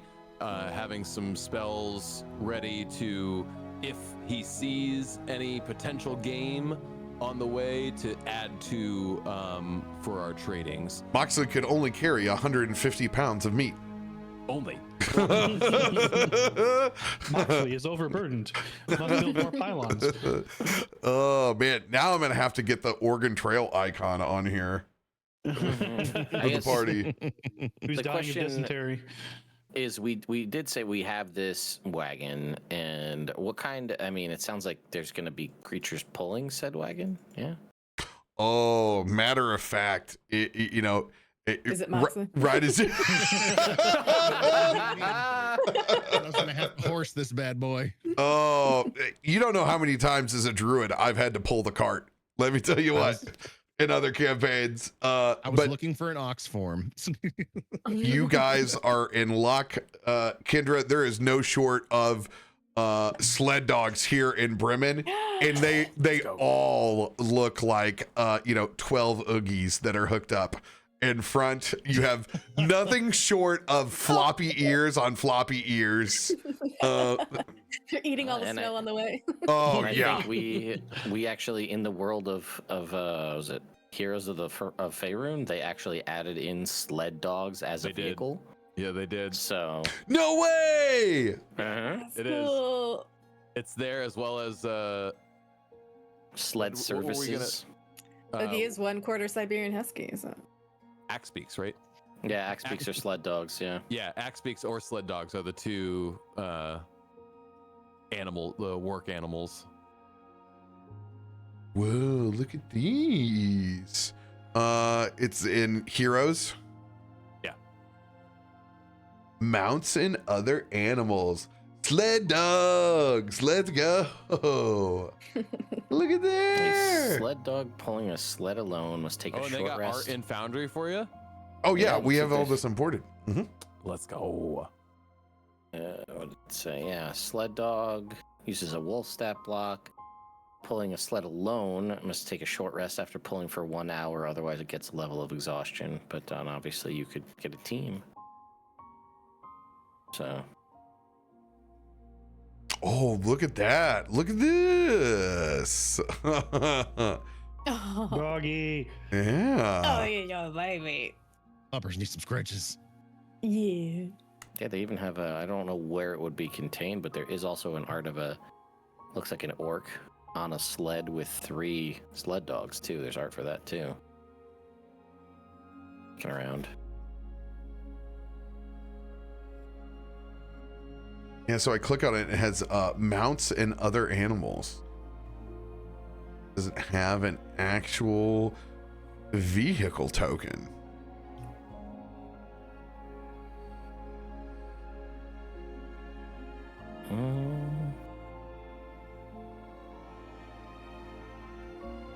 Let's see, travel and vehicles. There it is. Sled services. Yeah. Covered wagons. Black coach service. Look at that. The black coach service is basically the straight up Obsidian belay. belay. Yeah, but it also has like, you can take a magic action to turn the dial to put in the sequence of another coach, and it teleports you into that coach. That's like how Yo. they work. So Check that out. That's so there it is. good. That's the art. Yeah.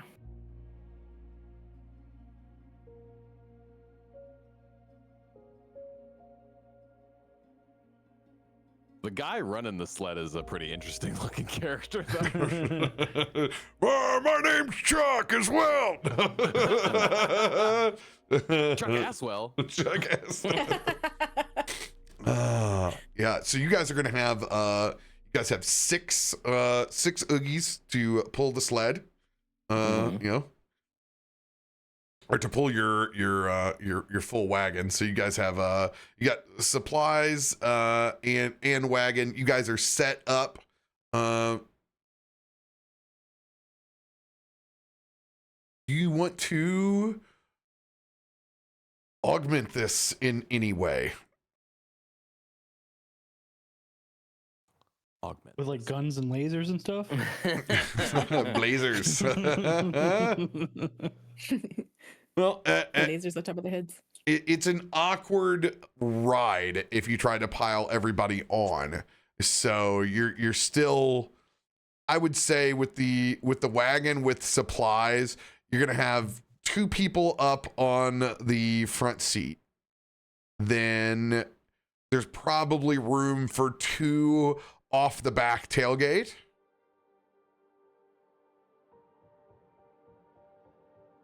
Mm-hmm. Then Want me to just windwalk us? No, I guess. well, we gotta protect the supplies. those are spell. Take it with us. Those are spell slots, and those are if there's you're not able to communicate. Mine's under additional spells, necklace of prayer beads. Yeah. Well, but that's still a That's a limited resource. It's still a resource. Yeah. I get what Yeah. you're saying, but it's still a resource that you have that's burnt, and that's what you have to think about when traveling in this world. I will say, for the sake of brevity on this, that I will allow 1 person on the sled and 1 person in the sled, then, so that will cover all 6 people inside of the party. Oh, okay. Yeah. All right. Worst case scenario, we say, hey, you guys turn into birds. Birds don't. Yeah, I was gonna say I'll sit on someone's shoulder as a bird. Yeah, that's exactly what I was thinking. I was just looking for something I could run along with the dog's ass. I mean, that is an option as well. It's more work for you, but With this, I want to, since they are providing this, and you this is kind of a there's not a lot of rewards that you're going to get throughout this campaign, because people don't have magic items to give you. The least that they can do is try to offer some kind of accommodation through it, and this would be not you guys having to burn your resources. Oh, and covers Tark as well. I know we talked about barely being able to fit us, but we did want to bring him as well. Azar doesn't have to be occupying a space. He can go back into the kerosene lamp at any point in time. So Cool. you don't have to worry about him. So Tark, you always have that. The 6th spot is your NPC that you're toting around. Yeah. Tark is definitely going to drive the sled, because that is that's For sure gonna drive the sled. suited up, Sorry, has the baby, goggles. Like, he comes down, it's like the the kid dressed for a snow day. It's just completely bundled up. I heard we're sledding. I can't put my arms down. I'm stuck like When this. you get there. I was also just looking back through Hero's Feast from Azar should be falling off unless we've had another one. Oh, Hero's Feast is long gone, brother. Yeah, just It's making been sure. days. Yeah, clear off all of your status effects. Yep. and that was Just- poison resistance, if I recall. Yeah. Yeah. And that was giving us our advantage on con saving throws. Oh, feasts benefits right there. Loop. Well, I guess I'll take the back of the cart. I can barely fit my fat ass on one of these seats.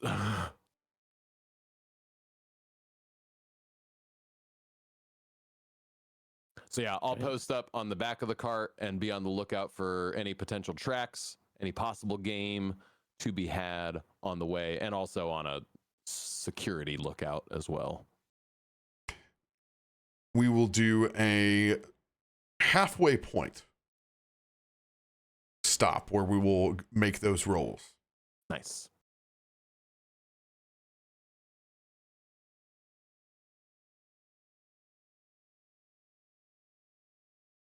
Anyone else doing anything before you leave?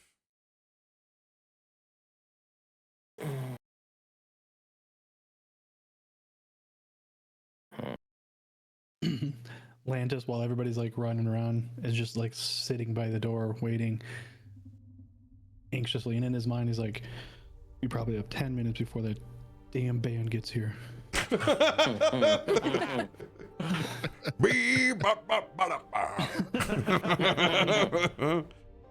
Yeah, that's right, Tark. We can be our own acapella jazz band on the way to Targos.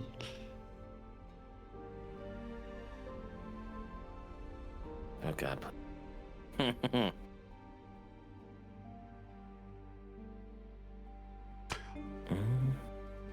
Lantis in Mawin. Have you guys had a conversation since really tapping into both of your powers at the same time that helped bring Varric back? I would assume Mom would have thanked him immediately for using that resource. Like the minute they were back on that boat, she probably was groveling. I can't imagine she wouldn't have at least done that.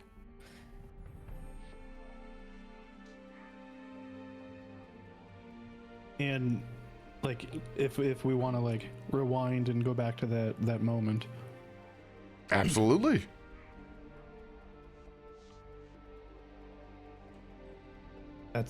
You've never done that? That's new to you, huh? Yes.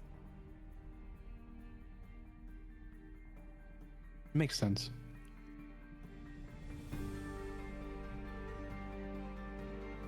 When we are taken in by an order, if we're taken in very young, we are called the adopted. And the adopted does menial labor.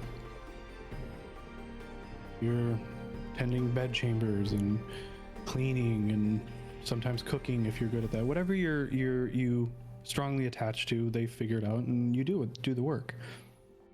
In order to advance, we are put to a test. And it's brutal. At some point, an adopted is taken from their either whatever they're doing, sometimes taken in the middle of the night, and we're brought to the pits. We are told to survive.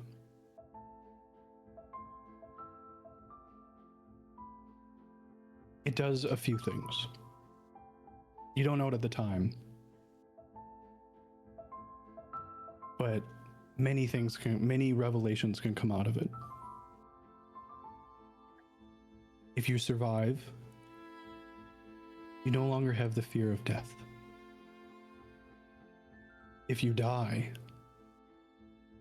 you no longer have the fear of death. Someone is there to bring us back.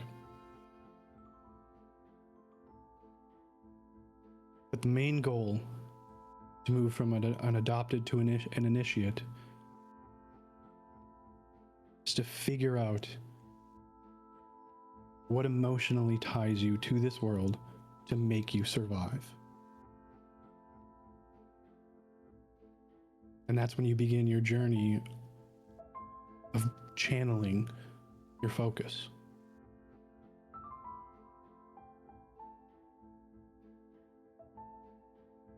Something tells me that this wasn't the first time for you that you've experienced that. But because it wasn't the first time, it was twice as hard for you.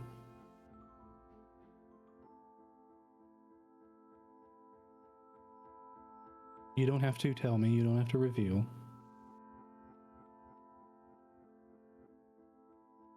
But remember, you've opened the door, and that ability is always with you now.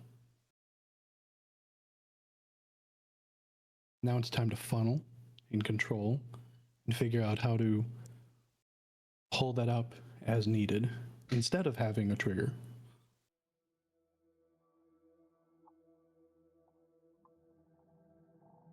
Monks spend lifetimes trying to figure that out. Some never achieve. Some who follow my order become the broken ones. Because the only way that they can channel what you did is to just suffer. I don't think Saloon wants that for you.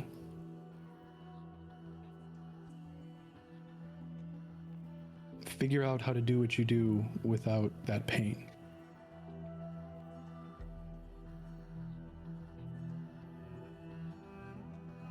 It'll be better.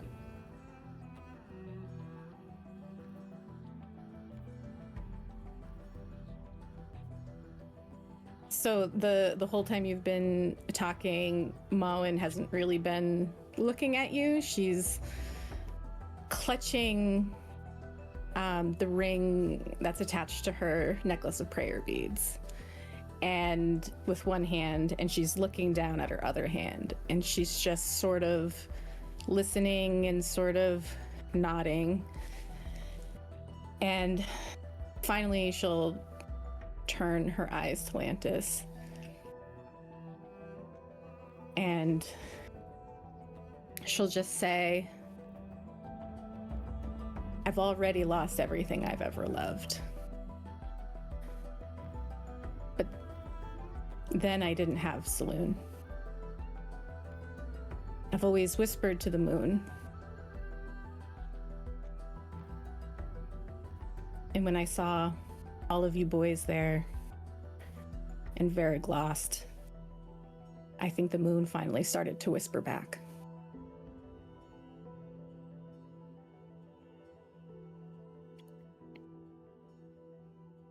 And she'll smile very slightly, but it doesn't reach her eyes. She looks hollow. Thank you, Lantis. Listen to her voice.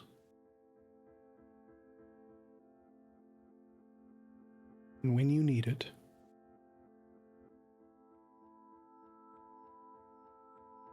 allow me to carry your burden.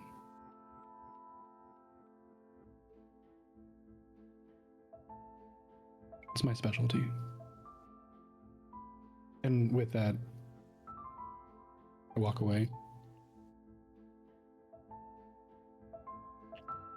And when you walk away, what you didn't see was that she had just started to reach for you. Oh. Yeah. Craigslist misconnection. Yeah. That's where I find the room. Yep, that's Yeah. where you find it.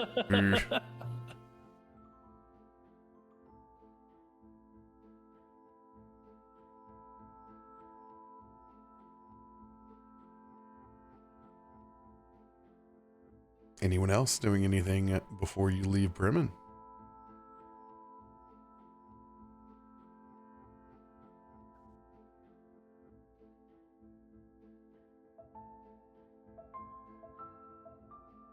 As you guys load up wagon,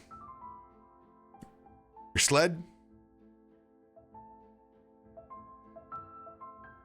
and your 6-pack of Oogies.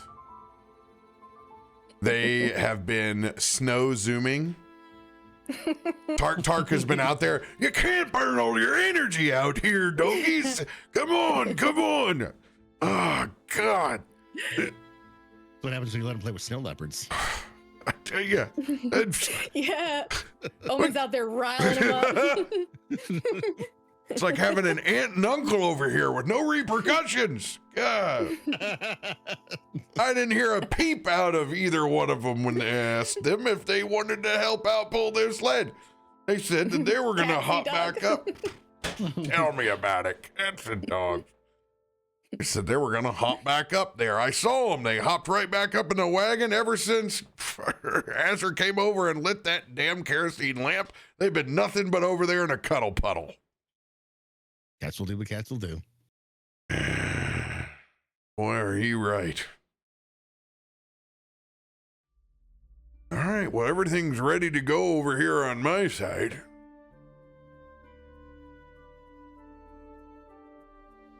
He's going to carve off a piece of that brown swagger onto his savorites. I love it. He's going to put a little spicy brown mustard on the side. Never worst. Reminds me of my dad. He loves that so much.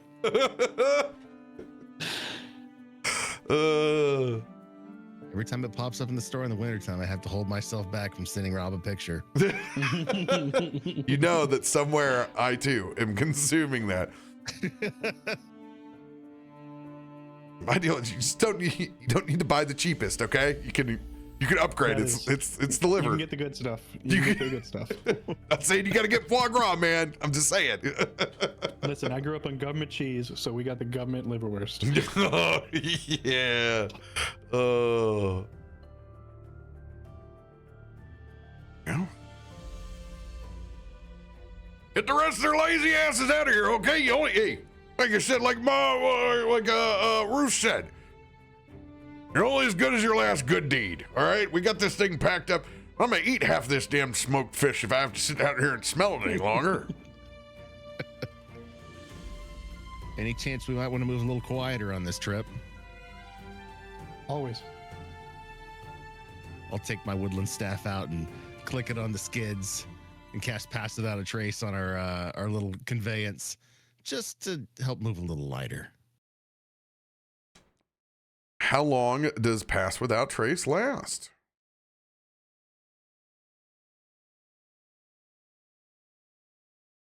Either an hour or 8, I can't remember.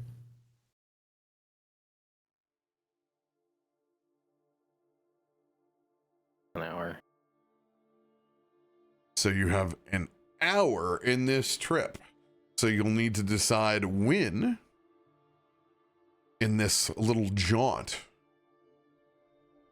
you want to cast it. Or if you're going to go all out and keep it going. The whole time.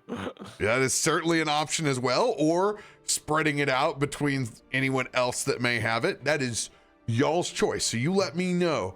Are we going to cast it in the first hour of travel? I mean, or 5 times. No, I'm gonna try and reserve some resources. So I mean, we'll cast it when the force starts to get sketchy. I don't think we're gonna need it for the first hour out of town. We're gonna do travel in hour breakdowns. We're gonna do 3 hours and then break, and then another 3 hours to Largos. Sounds good to me.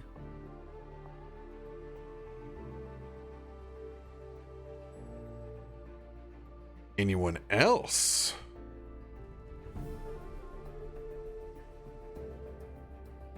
I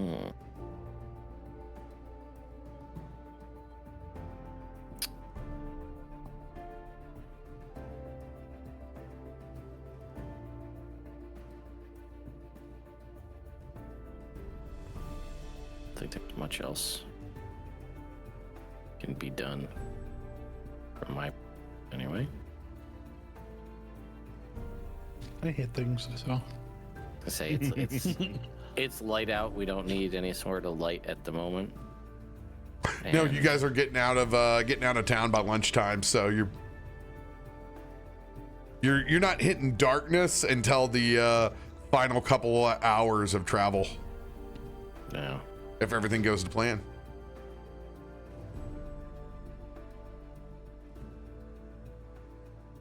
Even Ted's snow is beginning to stall as he thinks. That was it was That's the kind of power I have. That's you haven't relayed your thinking apparatus with the snow at the same time, man. Oh. Well, I'll have to work on that. That'll be I'll have to get like a pause function. I don't even know if that's possible with how this is set up. Dubla Probably layers. not. Yeah, I guess we'd have to have one where it's stuck. Yeah. Yeah. her away. I don't think they're gonna do it, but Okay, so no other magics. You guys are I mean, gonna take the first hour of travel straight up. Yeah, I have silence. I'll just throw this out there for everybody. I have silence as a spell, and silence is a ritual spell. So like we could, but then we also can't talk to each other. So there's that if we cast silence on this thing.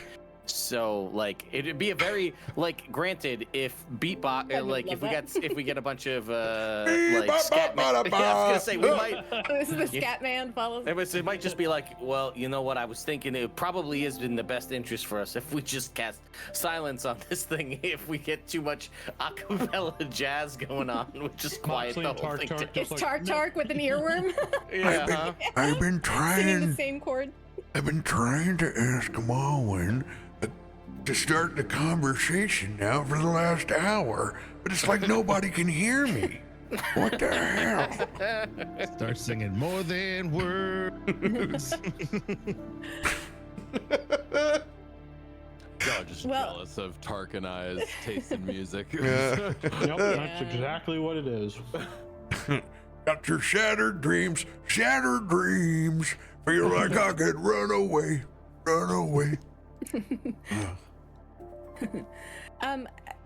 I am thinking of using augury. We can ask my star map if we'll make it to Targo safely. That's not bad. No, that's a good idea. All right. Can't We hurt. can be prepared. We have 6 hours to. ready Absolutely. ourselves. Yep. Yeah, I can do that now. Mawin will pull out her necklace of prayer beads, and at the end of it is a ring, which furbolgs are quite large. So this isn't like what we think of a ring, which is like a human-sized ring. It's actually like this really big, probably like this size, right? It's a big ring, and she'll hold it in the palm of her hand, and she uses her elementalism to just like cast a small ball of fire, which is not really an element that you see her use ever. But this is something that she uses specifically for the ring. It's not really her power. It was her mate's power. And there's that small seed of him that kind of like stays with her, and she uses it on this ring. And as the ring heats up in the fire, it begins to glow constellations around it. And she can read those constellations. And in a small enough room, it can even kind of project on the walls as well. So you can actually see what looks like, the galaxy and the constellations and the star map. But she can also just read it from the ring. So she'll hold it in her palm and kind of let it heat in her palm. And she's going to ask her ring, will this party make it to Targos safely? So I'll cast that. And now the DM will answer.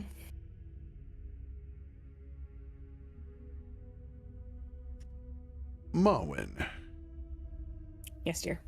go ahead and roll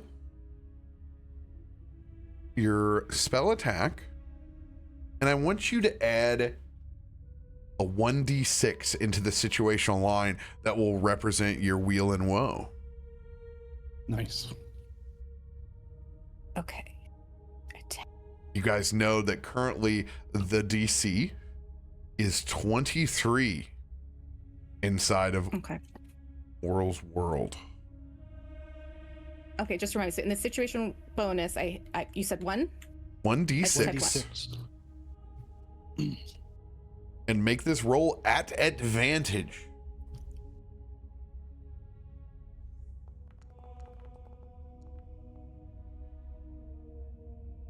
$28. Success. Big numbers. Mm-hmm. Take that, Oral. Any rolls that I make as the DM side will either be flat if they were meant to be advantage, or disadvantage if they were meant to be flat. involving travel between here and Largos. Yo. Nice.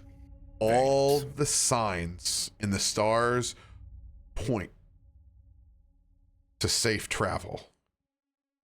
Now, that does not always mean that it is guaranteed, but today's a hell of a lot better day than it was 5 days ago. And you don't think that there are any other rumors for half-frozen beholders on this trip to the south. It's the other one. It's the other half is frozen. Two halves of the same frozen beholder. The leftovers. Oh, no. Oh, that's terrifying. Describe what actually no, we'll because we've already kind of talked about this. What this looks like is you guys are going to see the Northern Lights on display as you guys take off. Just one of the few ancient signs that's out there that balance still lingers here, even if it's suppressed.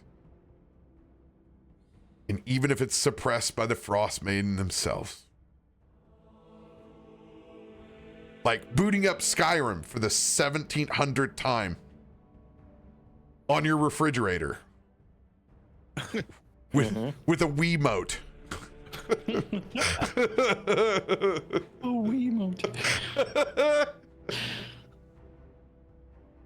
What is this, Fallout? Jeez. Let's go. Great use of your star map. Go ahead and give yourself a heroic inspiration, Kendra. Nice. Do these expire at all? No. Okay. You just can't have like multiple of them, correct? Unless I tell you to stack them, it's one. Tedmond always has the ability to hold two because he is a human. And he gets one every day that does not accumulate. You either use it or you lose it. Because he's a jerk. I'm sorry. Hey, maybe you should be a jerk and maybe it'll work out better for you. Okay, so for me, these do not stack because I didn't use my other two. No, this will stack. Oh. I'm right. Do you have 3? No. 3, yeah. So it's just like the infinity gems over here. I'm collecting them in my glove. Hey, maybe she'll use one and maybe somebody won't somebody have to die this time, you know? Yeah, right. What Varig, what does it look like getting ready to adventure again after coming back from death? Did anything change in your process? Or is it, compartmentalized? What does it look like for you? For him, he's spent the last probably, 20 minutes before they got on the sled, just chucking snowballs with the leopards and just kind of trying to get back in his normal jovial self. This time it feels heavier as they set off, but in his mind, he looks at Mawin and he knows that it's going to be all right. So all that hurt, that despair that he felt in the ice isn't as strong as it would have been. Because in his mind, she's really the only mother he's ever known. She's that warm center of love. And as long as she is there, then really the world isn't that bad.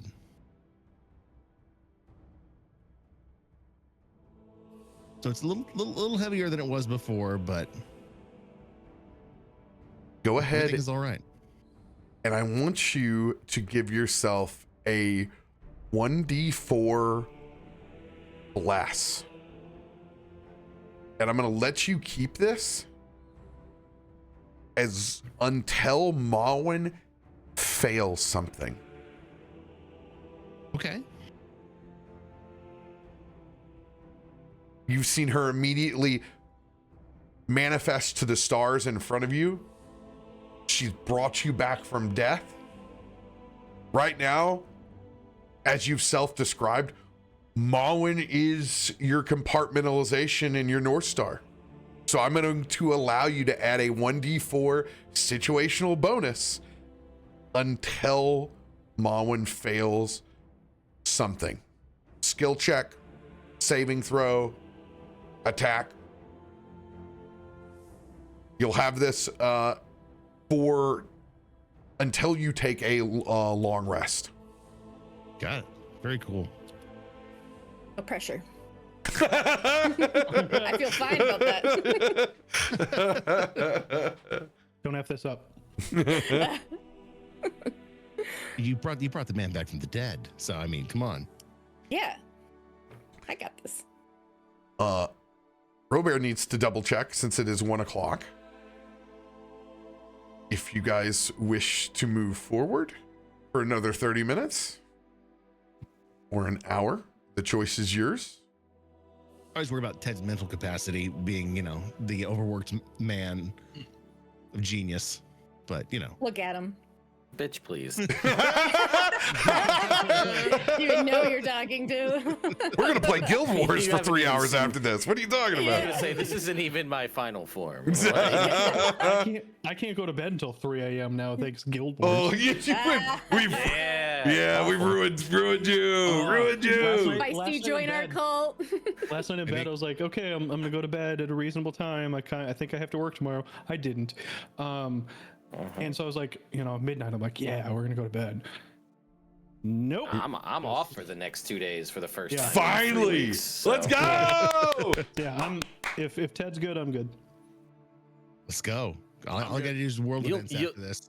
You will never have to worry about me. It's everybody else that's gonna bitch out. So Yeah, he is locked in. I promise you that.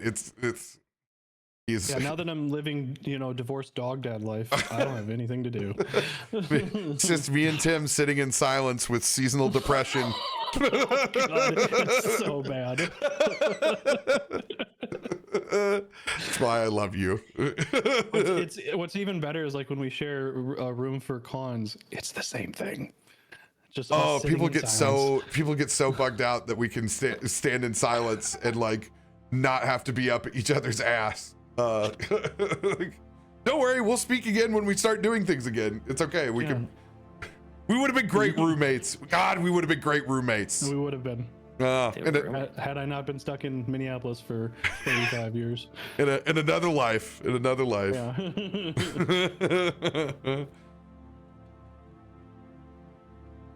All right. Those dogs begin to take off. Dogs are barking. Them dogs are barking. Let's go ahead and lay out all our fun characters. Just a reminder, inside of my games, these sled dogs are completely off limits. If we run into problems or encounters with them, they're just like all of our other pets, that they will disappear with arcane dust and will be reformed, because we love our fur babies around here. So they will never be targeted, but your wagon can absolutely get fucked. Yeah, it's full of trout. Yeah, I was gonna say there's technically animals on board. I will smack that wagon's ass like JD Vance to a couch, okay? I'll take out every axle. Covered in peanut butter. Nah, he's dry rubbing Robbie. I don't need the peanut butter, I'll just eat it. All right. That's the real name of the a cappella jazz band, is Jance Dance Vance. Yes. See, I thought you were gonna go dry rubbing Rob. I thought that's where I thought I was We're going gonna to. go too. Dry Rubbin' Rob is also. Dry Rubbin' Rob is the side project of the lead singer. Yeah. Yes, for sure. My Christmas card that I received was Dry Rub Robbie on the outside, Dry Rubbin' Robbie on the card. So like the mailman read that. The mailman read that. Yeah, I did. Definitely plays bass in With that a band. smile on his face, Yeah, I'm sure. yeah. And I knew what I was doing the whole time. One thing that the stream will not be able to preserve is the absolute shit show of gifting sub war between Coogies and napping carp What is right Look now. at this. Right Oh now? my Yeah, God. they're over here, battling for supremacy with a number that's probably absolutely ridiculous at this point. But since we were transitioning here, I had a moment to thank you both for the ridiculous support. Got a hype train going. it's Level 10. 10, brother. it's ridiculous. I don't even know what that means. Thank you all very much. Does anybody anymore? Does anybody anymore? Oh man.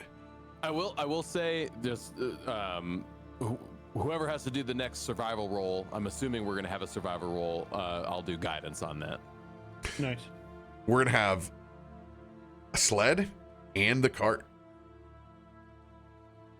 So you guys will have 2 of those while you travel. Let's see here.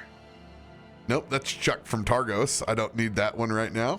Nope, Chuck Targos. Chuck Targos. Oh, that is awesome. That is exactly who Chuck is going to be now. Yeah, you're welcome for that one. Thank you. Nope, Chuck So everybody in Targos. this campaign's name. First name city. First name city. Oh, it's so good. Okay. By the whoa, did you guys see that? Yes. I was Yeah. full screen there for a second. That's wild. Just a reminder for everybody in chat. Lantis is a giant, as tall as Moxley. And I think we forget this sometimes that he is while a thin Goliath, is still a Goliath. He's even for Goliath sense, he's tall. He's like one of those like very creepy slender man. Like when he when he doesn't sit in chairs, he does the monk, or like to use it's not a slur, but the Slav squat. You know, where you're just like squatting and you're ass to grass but you're still on your heels. And so when he stands up, it, like I said in the first episode, it's like he never stops unfolding. It just keeps going. He's a very, very tall individual and it's creepy. But you're not always in giant size, right? Or are you? Yeah, You have a. Yeah. So I have a thing that I can beef myself up, but I'm always tall. You're always go tall. bigger. Okay, right. Yeah. I can like when I do the giant form, I just get thicker. Right. Okay. Kendra. If you will open up your character sheet, Okay. I want you to go to the effects tab. It is the lightning bolt underneath spells. Okay. And this is where your status effects are. You can go ahead and click the 3 buttons, or the little three dots, and you can delete feast benefits, delete water walking, and you can delete your concentration on Beacon of Hope. Bacon. It's bacon.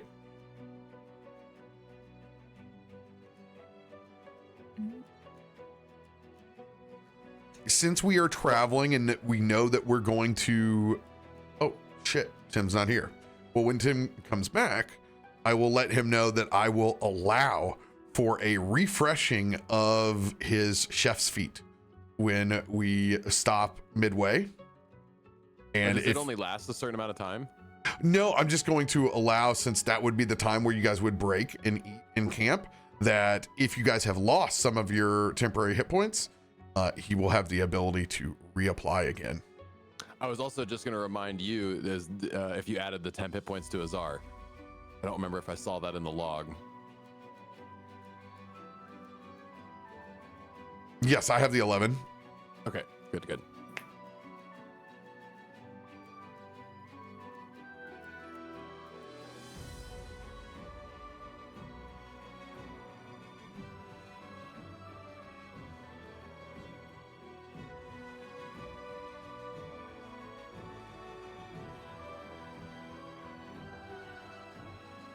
Interesting.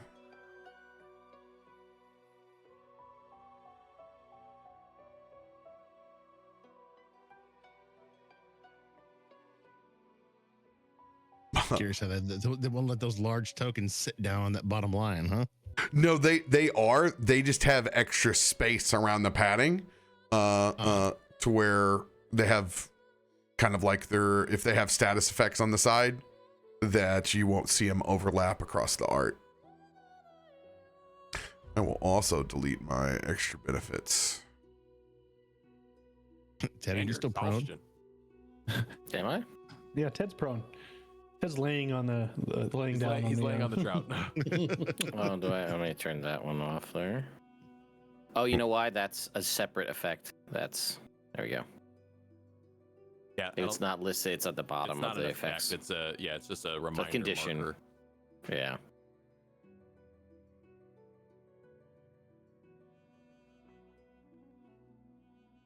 All right. Hmm. Question. Who's going to be helping Tark with the sled, and who's going to be taking over on the wagon? Would we know which one would be the survival role? Oh, they're both. They're both survival roles. Okay. Mm-hmm. Well, being that I am like very familiar with Tark, I would say that I'll assist with him.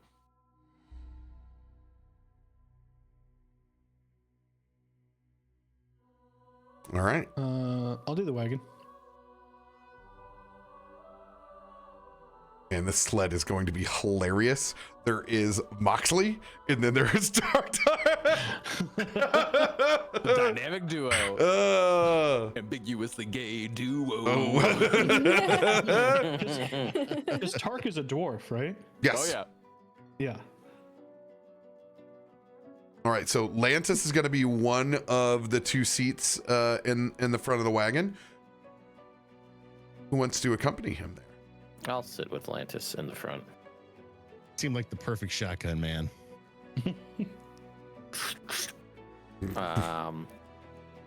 Just load that firebolt, get it ready. But I will give you. I'll cast guidance on Lantis as Nice. if I may, for the rolls here. All right, so those guidance rolls. So I'm going to let you have it's basically the first, you have a pocket one to use, and you use it, and then it's gone until there's an opportunity where it would make sense to where Tedman would be able to toss you a bone. It's no longer the unlimited D4 until the time runs out. I mean, hey, I'll give you whatever he'll let me give you. So you have guidance in whatever form he'll let you have it in. This is very adorable, but are Varrig and Mawin riding on the tailgate on the back? Swinging our feet. Yeah. You and the 110%. snow leopards are back here. Oh, Right where we belong. cuddle puddle engaged. Yeah.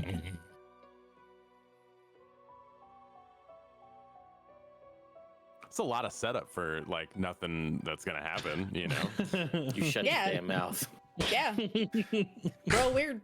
So, Real suspicious. yep. I'm gonna hang out. I'm gonna be creepily over Lance's shoulder, right over here. Yep. Chilling with the fishes. Hey.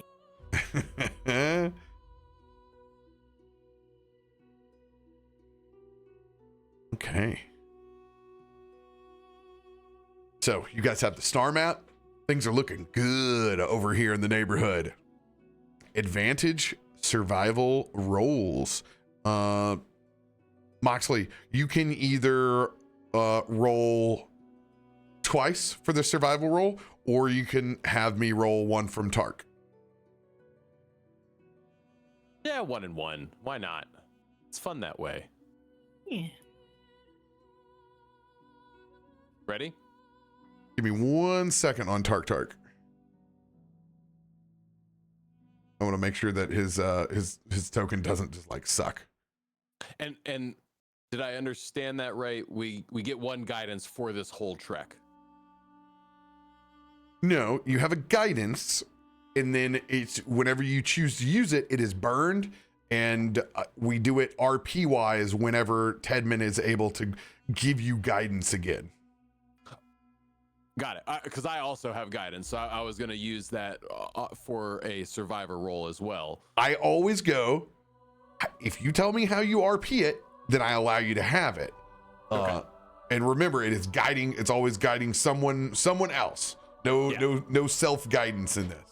Yeah, and so that's what I would do to Tark. I'd be like, I know it's been a while since you've left Bremen really proper, and now here we are dragging you out twice in 2 weeks, but I'm not. you got some- I'm not dead, Moxley. Okay. I know you're not dead, but you keep telling me you're retired, and I I'm just not. wanted you to know. Well, that obviously, I'm not retired anymore. I'm like Philip Rivers out here. I'm glad to have you, is what I'm trying to say. If you would just shut up for a second. You treat him like a It's nice Make-A-Wish to kid. be out with you. I haven't seen John Cena this week. I'm gonna be okay. Brr, brr, brr, brr. Hey, he's not one of our favorites. I don't know Brr. if you'd see him at all, no matter what. With Tedman dropping the "you can't see me," I am going to bless this first roll with a double guidance. Yes.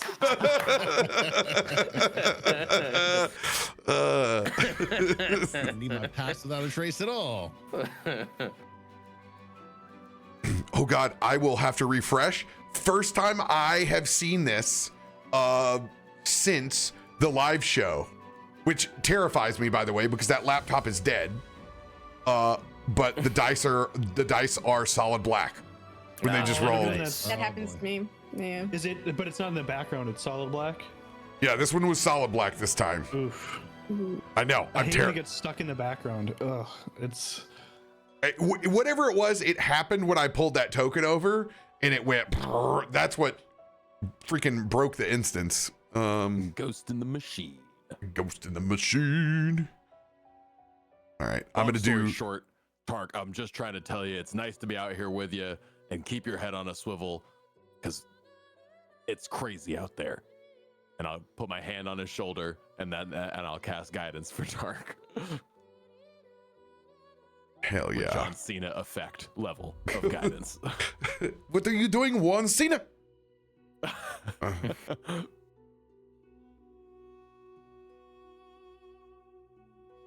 These are the benefits of having those two separate instances on different computers. It does not reheat the music. I'm just able to go right back in. Truth. Okay, we're going to do our roll here, same time. So Tark has a +10 on survival, and now he has 2d4. All right, same time, baby. 2, Okay. 3, 4. That was a little fast, but Whoa. How about that nat 20 though? Let's go! Let's go. Let's go. Woo! Let's go, Mox. Hell yeah. God, I rolled horrible. It took so long to render your shitty dice roll, apparently. I also did not roll with advantage. You didn't roll with advantage either, but you have a natural 20. I thought we were so doing 1 and 1. That was our advantage. now we're both have advantage and the roll. Well, here we go. Let's get the double 20 going now. You get to throw 2d4 there, Tim, too, I think. Oh yeah. Did I have advantage as well? I don't remember. Yes, Looks you like guys. threw it with advantage. Yeah, so you I and did not throw it with advantage. I throw that. Did it roll as? Oh, it did. You rolled it with did. advantage. I Yeah, did. That's just- right. Yeah, I clicked the button, but I just didn't do the D4. yeah, you did a +4. No, think plus that 4 is might be my his- survival. And Oh, one that's more your D4 oh, on top of that. Let's go. So it's a 22 after the D4. There's another D4. Yeah. Oh, it doubles. I thought it's just him. Nah, John Cena. John Cena gave you an extra D4. He gave a Make-A-Wish for all of us, I guess. Yeah, Tedman, we just need your 25. roll. All right, let's go ahead and throw this survival. Advantage. I forgot to throw the D4s on it. Son of a bitch. man, 19 is a Let's go. nice number to see. Well, these you know, D4s. Tony, sometimes I also have dyslexia on stream and do 2, 3, 1. So, you know, get ready. Better go fast as fuck, boy. Numbers are coming left and right.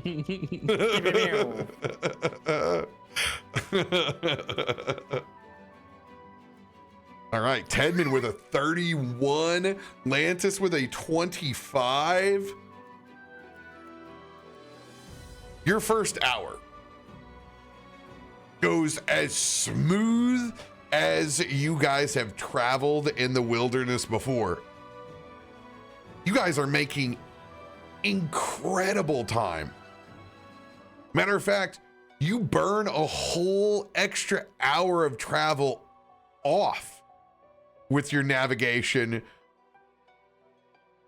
Moxley, your Winter Walker Wheeler Ranger status lives up to your reputation, as all it took was a little Stetson rub from Tark back in the sleds and a heading, and you guys burn through the first 2 hours. And since your follow-up crew rolled so well, you guys are going to get all the way to the halfway point. Yo. That natural 20 plus a 30 throughout the weather of today. You guys smoke this and get all the way into the zone. Lantis, since no one has burned any of their temporary hit points and you guys have hauled ass, I'm going to let your chef's feet stack. What snacks do you have for the crew at the halfway point?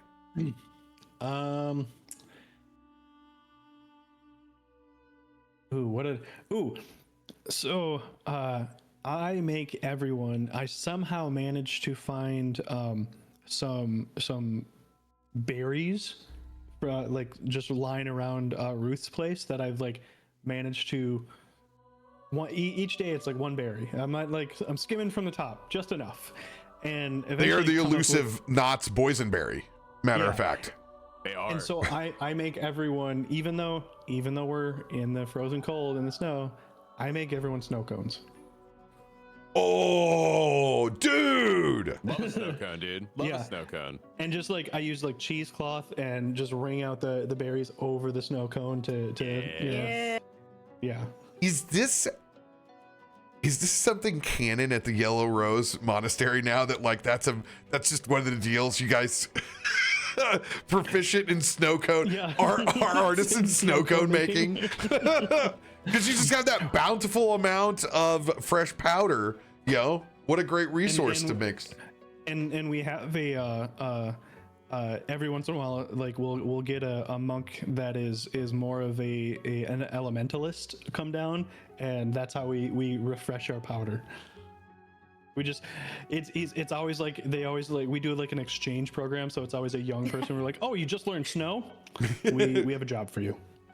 Fill our ice box. Fill our snow coffers.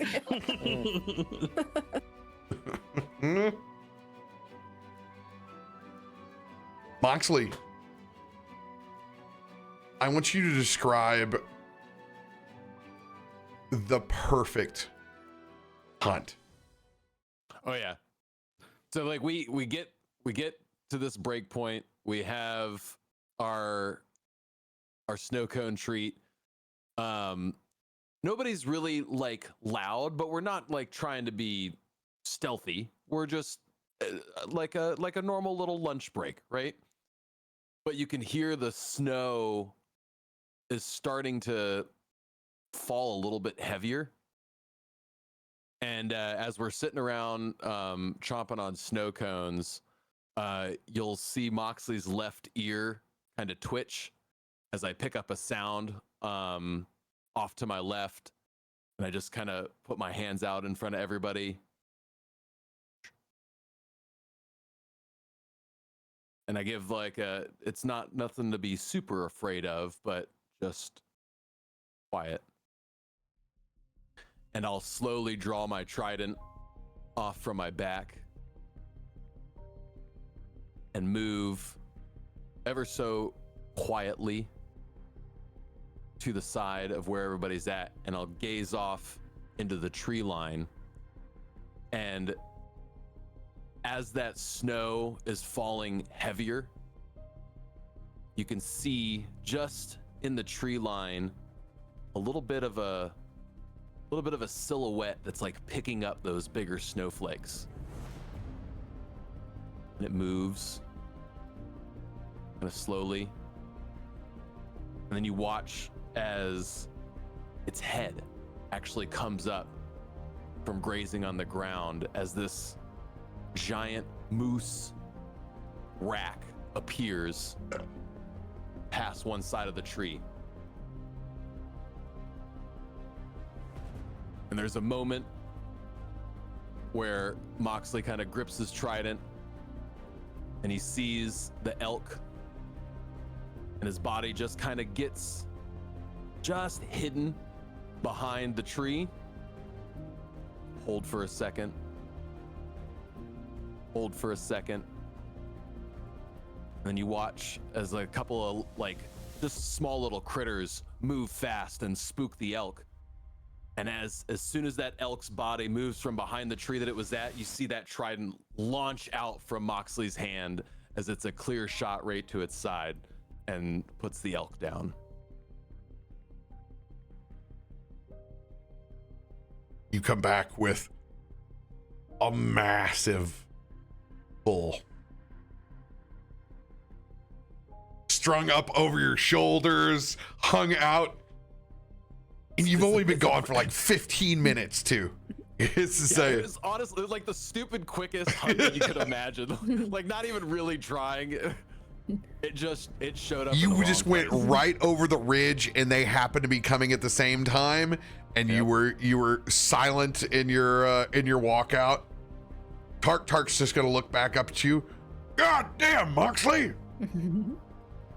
I haven't seen one of these in a long time, but this pelt will go for quite a bit, as will this rack.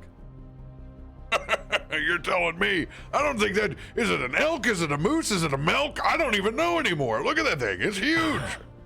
Milk. You will So get. yeah, I'll dress and clean that pretty quickly as we're wrapping up lunch.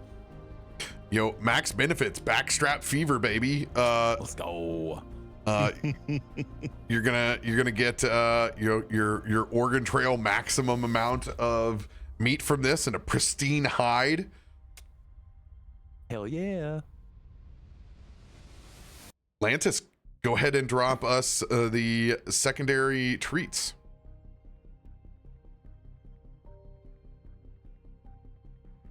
I wish Moxley had come back like, I killed a bull with a trident.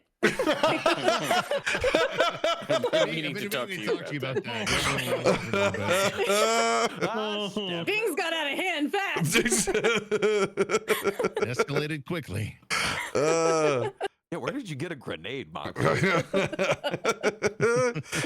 Everybody can change their temporary hit points to 22. Let's go.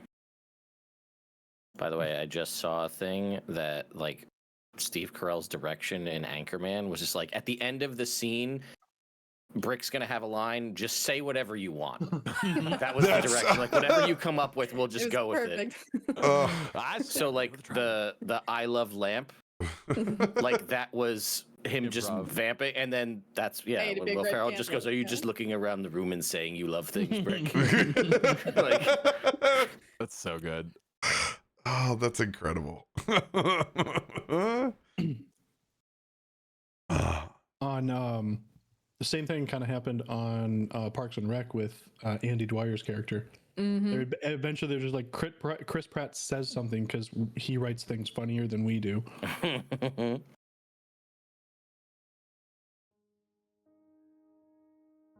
You guys sit down. 22 temp HP for level 7 is pretty nuts.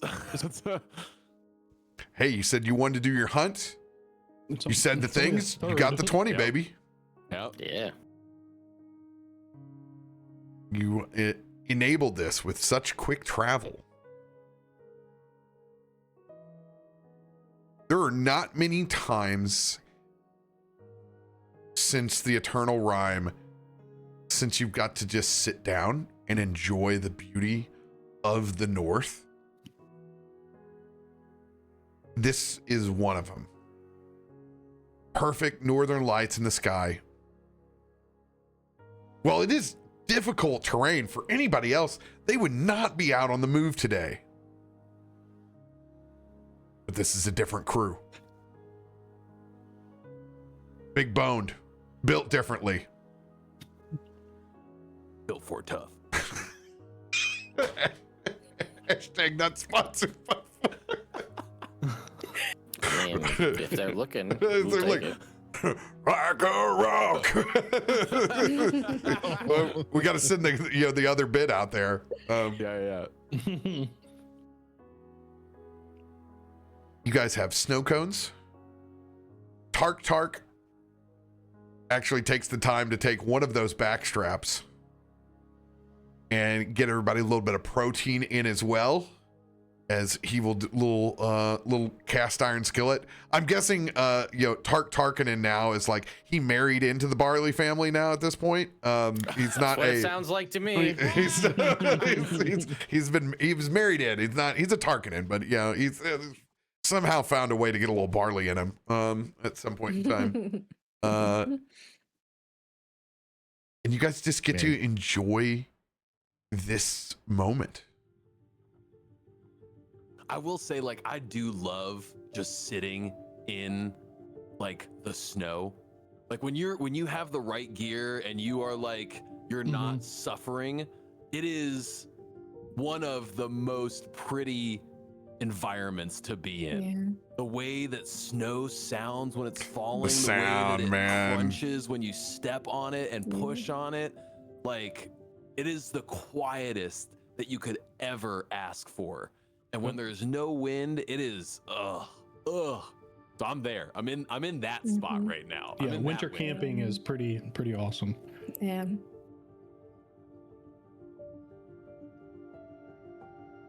And you get all of those vibes on the halfway point to Targos. Anything you want to do? Anything else you guys want to RP as you take lunch? The puppers are all well fed. No one's showing signs of any exhaustion because you guys made all the zigs, all the right zags, avoided any kind of nature pitfalls on the way through. I mean, it's times like this that help me remember why I love this area.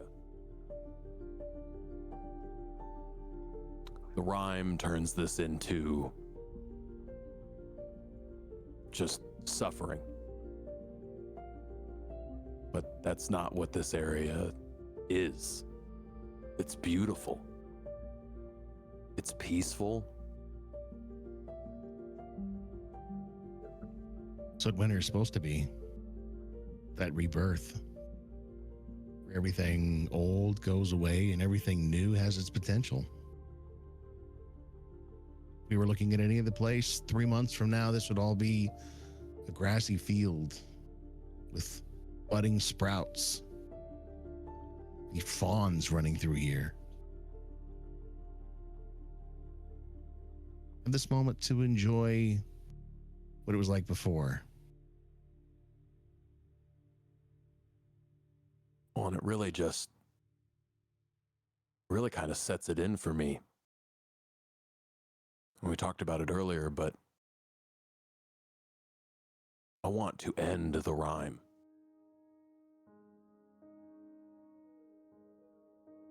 I don't know how we're going to do it. I don't know what it's going to take. I don't know what it's going to cost.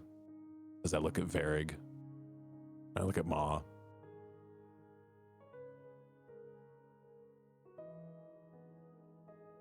But this helps remind me of why it's worth it.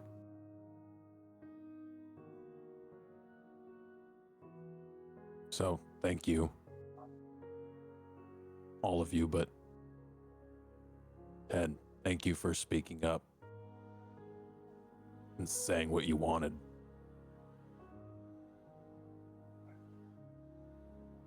Damn, forget it.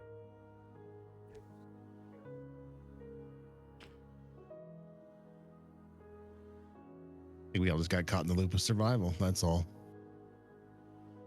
It's easy to. Speaking of survival, Verig, Ma, is your grove still out there?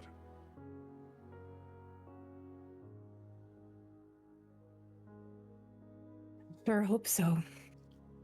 When we left, the magic was failing.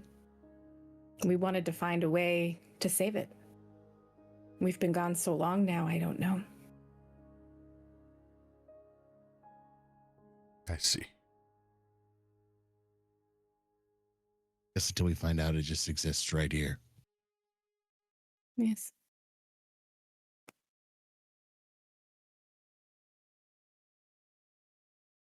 Mechanically, if one of you rolls a natural 20, you will rediscover where the grove has teleported to. As the grove is not a singular place, it is itself an entire enclave. But its ability to move place to place within Icewind Dale has always been there. But with no one left to control it, it's part of the reason why you don't know if it's still there or not, or has anyone left inside of it. It is moving location to location on its own.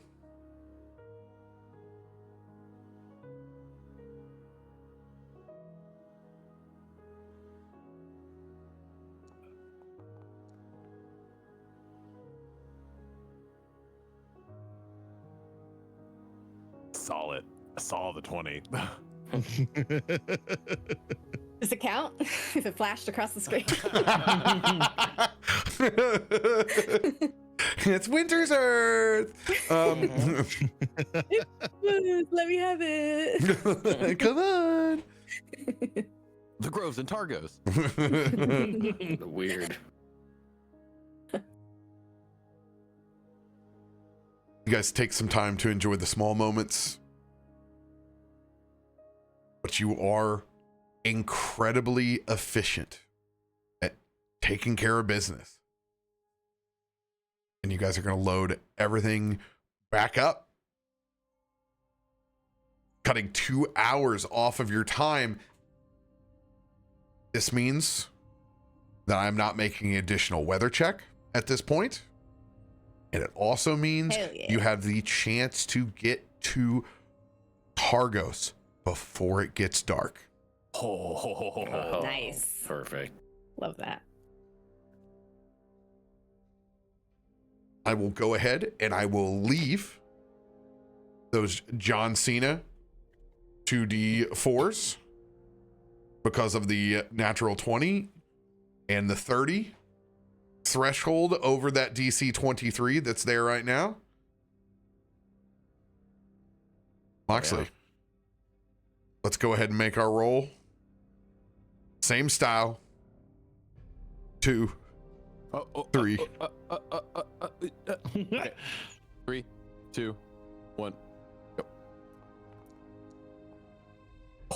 Oh no. Oh, Oh no. oh. Well, Oh, the good no. news is I get to hit the advantage button on this. Okay. Yeah, it's better. Much Yep. better for you. 5 out of 4.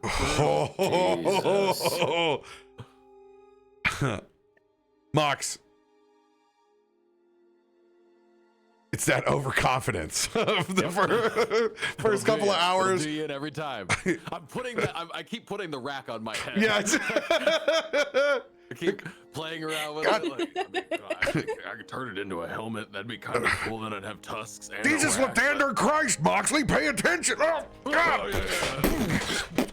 You hit every damn pothole through here. I can't tell whether that was a large rabbit or a hole. I'm sorry. I'm Focused. Send me back to retirement. I mean, but look at it. It's at least a 12 point. It's kind of cool. I'm sorry. I'm done. Throw it in the back seat. Also, I have to add my John Cena 2d4.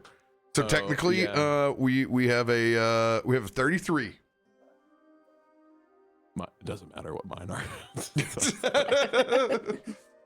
Tedman, Atlantis. All right, here we go.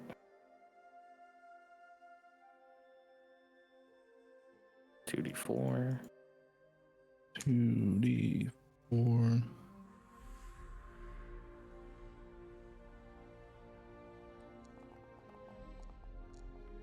Oh no. Oh no. Boy, those d4s were brutal, man. The snow cones really slowed us down. Who's that Y'all kid got with the eepy. snow cones? Things don't go as smooth for the wagon this time around, as you catch one of those potholes unnavigated by us in the front, the sled being able to navigate it much more nimbly. Ooh, you just completely blow out that axle, and the cart comes to a screeching halt as it digs down into the snow. You guys currently are stopped in this first hour right now. How do you guys proceed? Well, But imagine the sled knows, right? We know pretty quickly. You were and also stop- you were traveling together. You were not separated. Yeah. Okay. Good. Just double checking. Yeah. I mean, if possible, I mean, it worked on a cigarette, Yeah, I was gonna say. right? Yeah. Can Yes. we, if we get people to kind of hold things in place, can we attempt to just fix the busted axle with magic? Absolutely. This will be a DC 23 because that is what the survival rate is set at right now. Okay. All right. Where's my Oh, spell? Ramrock, do you need guidance? I mean, I will make a spell attack roll. Yes, very. I'll If take you want it. to provide guidance in this, how are you doing so? I'm 100% Ralphie on the side of the road with his old man, holding the wheel cap upside down, trying not to say, Fudge. Tadman, give yourself a 1d4 with Ralphie Varig. All right. I Lucky me don't to have. I don't have. By the way, I don't have the quick button. quick button for my spell attack for whatever reason. On this character, so I'll just do a fireball. So he throws a fireball at it. You know, Here, let's- here, let can me. you just I have add it. it. Yeah, Okay. I have it here. T for Perfect. I cure will- wounds. Yeah, I was surprised you didn't put cure wounds up. I know. I should have. I'll wait. What I did is when I dragged it there the last time, I put it on your token and not your actual character sheet. One of those, Okay. Instance tokens. one of those classic mistakes. And There we go. I will go ahead and put this as a at will, so it separates it for you. D4.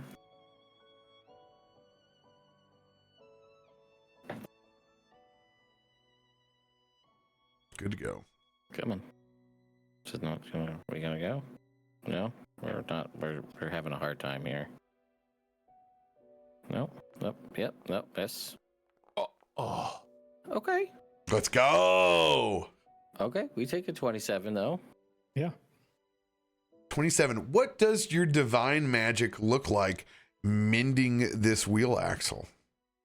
Yeah, so I think we've obviously got our little bit of assistance under here as we're working on kind of putting these two pieces of wood back together. And I think, given the fact that we're in the snow and everything here, we're gonna just have like a golden chain, just gonna kind of like wrap around this axle and just sort of like hold it in place until the chain will just subsume into the wood, and then just kind of in a flash of light just be all repaired back to the way it was, or as close as it can be. Varig, Mawin, Yes. is there anything that you would like to focus on druid-wise for scavenging, since you guys have about a half hour as Tedman has started to work on fixing this wagon?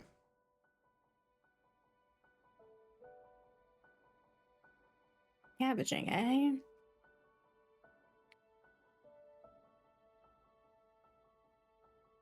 This will involve a survival or nature check or medicine check.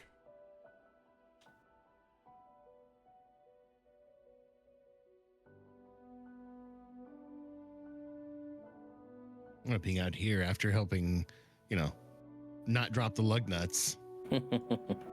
Considering we're in the middle of nature's bounty, I'd probably look for some healing herbs, some comfrey, something to kind of knock down inflammation.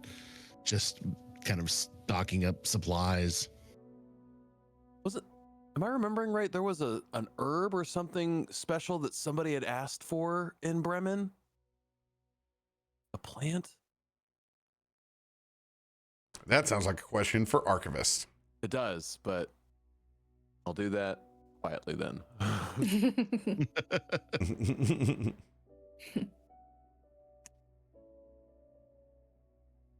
Hopefully this weekend I get it connected where we'll be able to do it in Foundry. Oh, Yeah. I'm very excited. That's trouble. All right, go ahead and make me a roll, Varig, and make me a roll, Mawin. Okay. You said survival? Your choice: survival, nature, or medicine. Oh yeah, survival. Yeah. Do we also have the 2d4? Or is that just up front?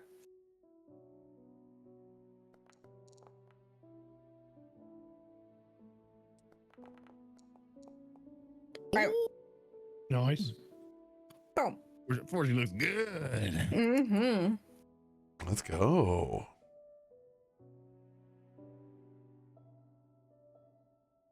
Let's see here. Oh yeah, there was a seasoning that Tark had liked. That's what Archivist reminded me of. Full seasoning.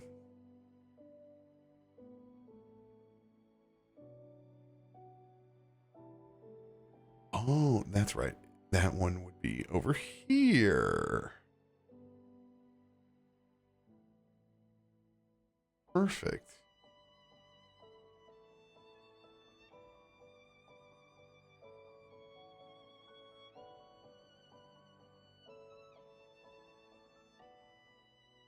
These are the things that you get to do post no TED tables.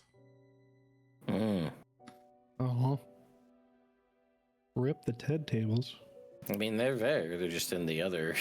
Yeah, any other They just need to be instance. recreated all the time. Yeah, in this game, it's much easier because there's not nearly as much that's out there.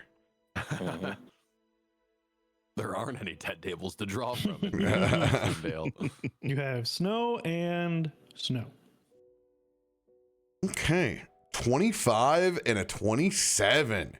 Both successes against the 23 DC.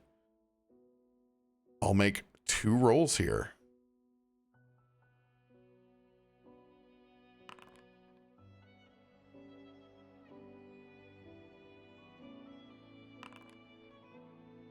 Okay.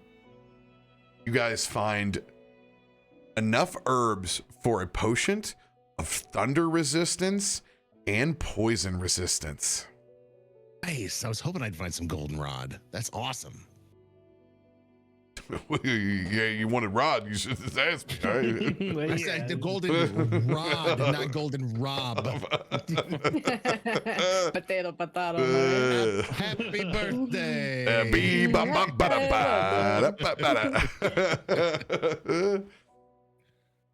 Fantastic. We'll also, since you guys did this in tandem, I'll allow you to restock one basic health potion. Nice. Excellent. Are you dragging those into our party inventory? Nope. All you guys got to do is click one and bump it up. I think that's all you guys got left are the baselines. We drank a I don't few know of what that those. means. Party. Is Supreme? Yeah, we Yeah, had Supreme's the 5 only thing Supreme. that's in there. Oh, well, how about that? Because that was the Meister Jaegers that Target hooked us up with. He gave us 6. Mm-hmm. I tried to only drink used one one. and then realized I was in an anti-magic field. Yes. Oh. Yeah.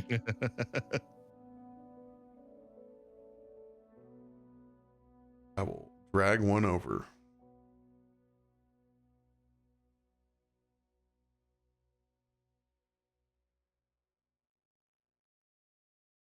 Perfect. All right. Ooh, Owen, you have the healer feat. I need you to roll me 2 d20s. Or if you're going to bump this potion up. Mm-hmm.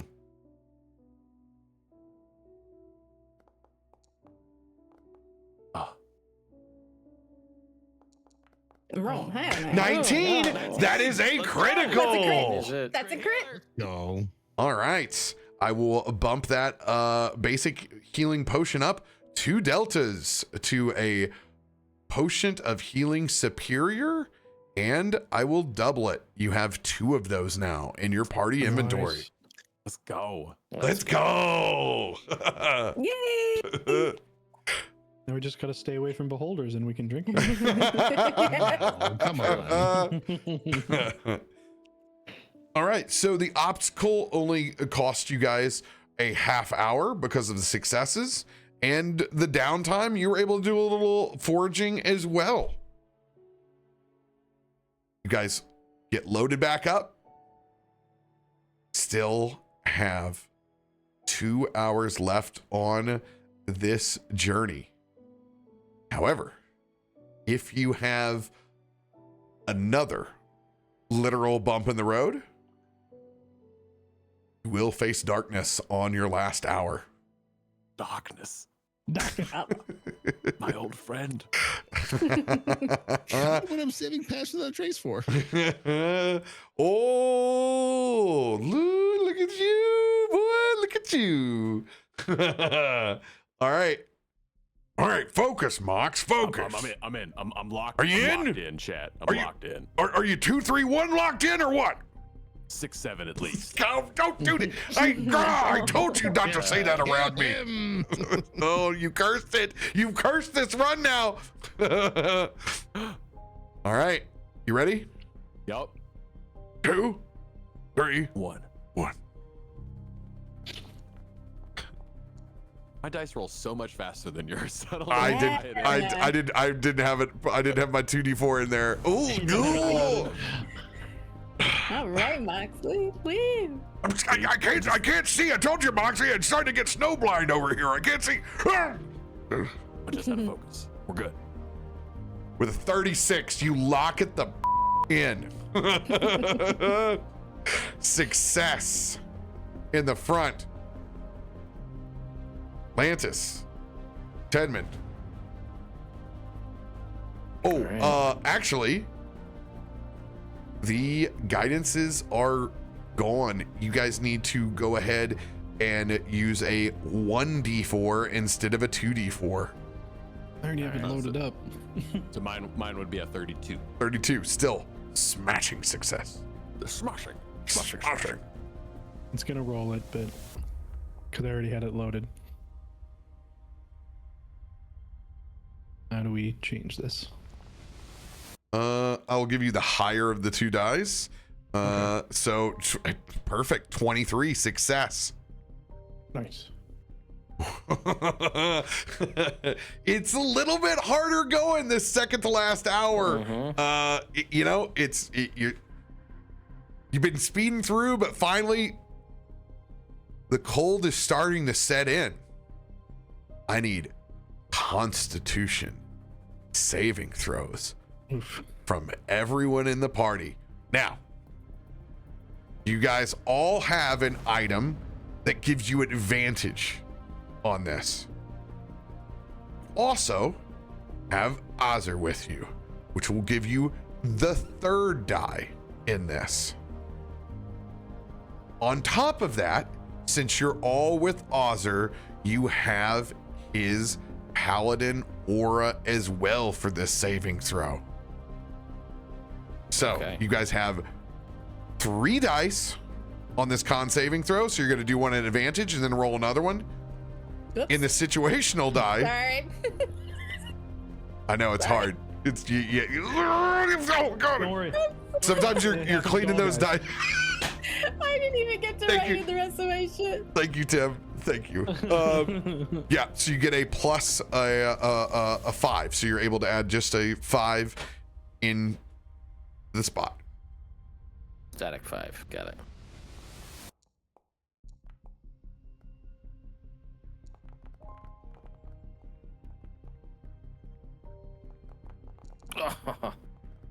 Wow. Still a success. Throwing up.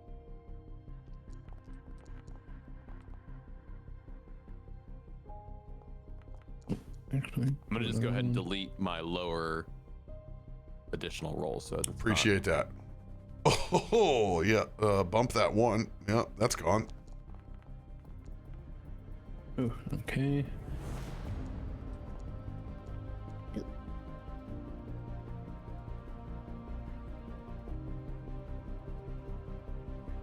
Oh no, Mawin. I didn't do the +5 on it because I accidentally rolled it early before I put my stuff in there. and that's still lower than any of your other dice, so you can just delete that additional third We got a dice. 24 on the first So one. she got a Yeah, Mawin got I a 24. I got 24 on the first one, yeah. Ooh, Mox with the big save, or Varrig with the big save, going from 4 to 14. Let's go. I will throw on. Do I want a D6 or a D8? We'll do a D8. D8 for Lantis. Go for. Needs a 3. Let's go. With an 8. Attaboy. Cooking. Booyah. Booyah. I do one of those things where I'm just like, it's cold, and I just shiver, and I'm like, okay, I'm good.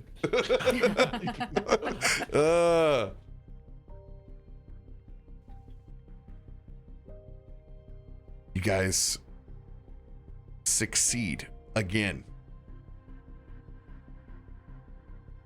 However, darkness settles in, and the cold gets that much stronger. The DC will now increase. Oh boy. I'm assuming we don't get to know what it increases by. This is a second form.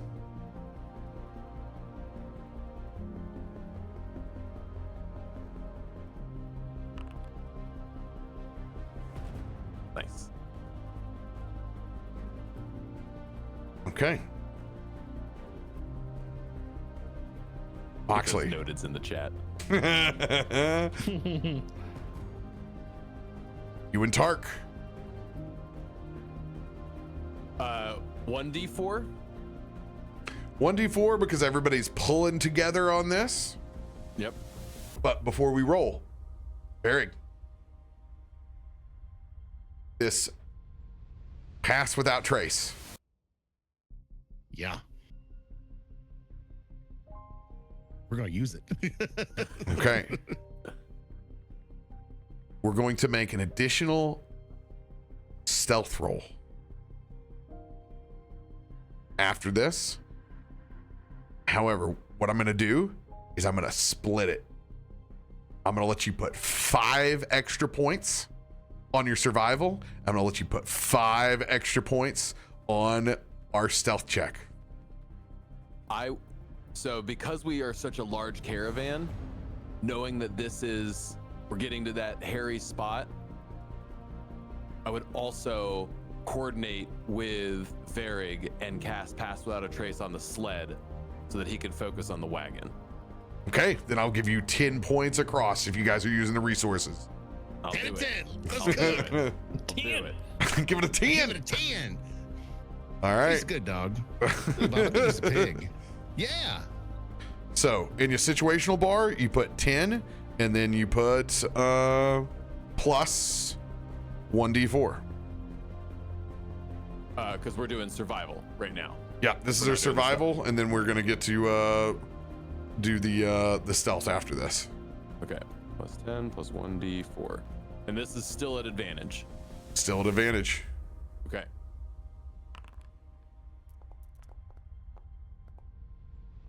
Oh, Jesus Christ.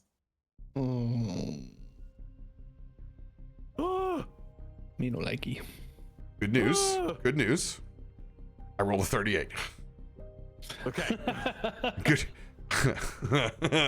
Rolled a 7. I rolled a 17. Yeah, good on you. I rolled a 5 and a 3. We're gonna make all these rolls before I reveal what the DC is. Oh no. Oh, that's right. We don't know what the new DC is. No! Ah! Okay. Let's go ahead and have Tedman and Lantis make their rolls. You guys will have the same 10 plus 1d4. And we confirmed still at advantage. Still at advantage.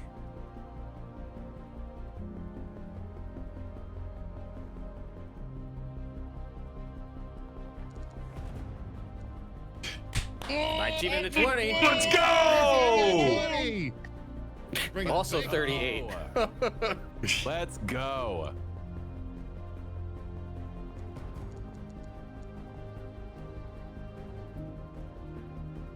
$32. Those numbers are feeling pretty good.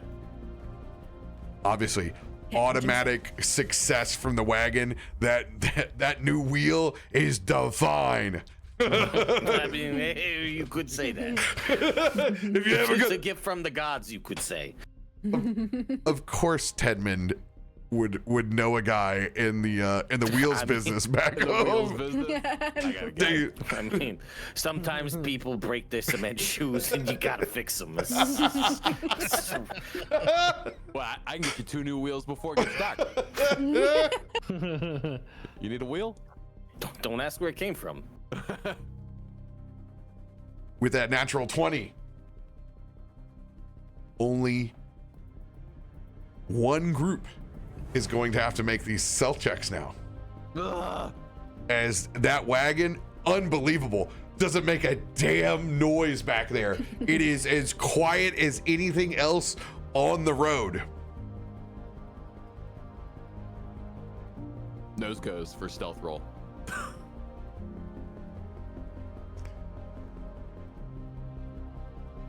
Let's see here. What do we got?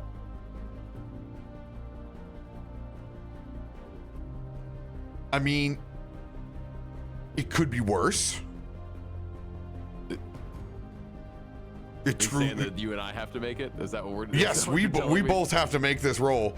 My stealth is a +7, so I'm gonna go Mine's a- ahead and put my 10 plus 1d4. What is yours? It's pretty impressive. It's a +2.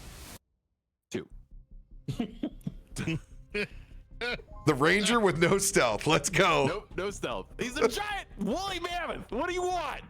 To walk You've with seen presence. elephants? They walk pretty quietly.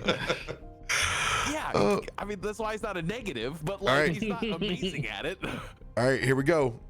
So what? So this is +10 plus 1d4 or just +10? 10 plus 1d4. Okay. All right, 2. And this is not an advantage. This is still an advantage. This one gets to be advantage. Okay. 2, 3, 1. Hey, look at that. We did it. Oh, then it worked. What? 26. Wow. Tied it. 26. For a woolly mammoth on a snow sled, I mean, it's not a bad stealth roll, okay? For a dog-pulled snow sled with a woolly mammoth on it and an angry dwarf, come on. The new DC. 15.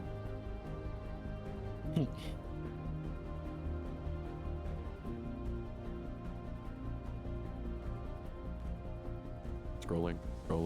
23 plus 3. Oh my god. Wow. Beats it, baby. Success. Let's go. Holy shit. There God are damn. no shortage of eyeballs that we see in the darkness.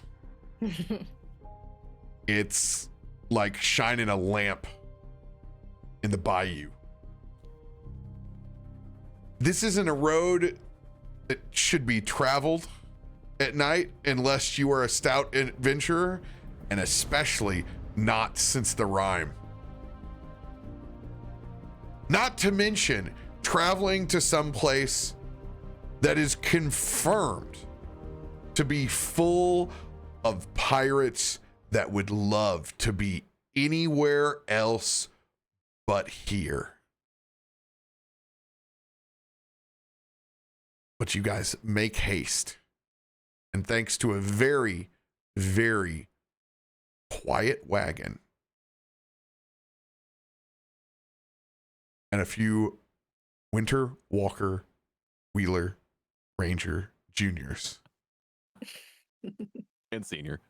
and senior. Why are you gonna bury me like that, man? What are you gonna... Come on. Obviously, you're the senior. You guys arrive just in time in Targos. We're going to pick up on where you're going to go first inside of Targos, whether it is the guild hall, an establishment of multiple taverns, or somewhere else. But that we'll have to pick up next week. Next year. Next year in 2026. Yo! GG's, let's go. We have to wait a whole year? We're gonna wait a whole year, dude. Oh my god. Happy New Year's Eve, everybody. Mhm. Yeah, birthday. happy New Year's Eve. Happy birthday. Don't be Yeah. yes. Well, Soon. we It's won't. my mom's birthday. She's a New Year's Eve baby. Yo. Happy Weird. birthday, Mrs. Feisty. Yeah. Mrs. Viking. Viking. Well done. Way to use your kits. Successful travel, baby. Very, Hell yeah. very successful travel. And good Mhm. RP, everybody. What a good episode. Yeah. Oh, yes. Welcome back to the table, you guys. Oh, this is where we're gonna have to love you and leave you. We will see you guys next time. Everybody else, have a wonderful and safe new year. If you're partaking, get yourself arrangements, get a cab. There's no reason in 2025, 2026 that anything should stop you from being responsible. Live dangerously, drink responsibly. Love you guys. Love you. Bye. Later. I don't know where my mouse is at. Bye. Waving.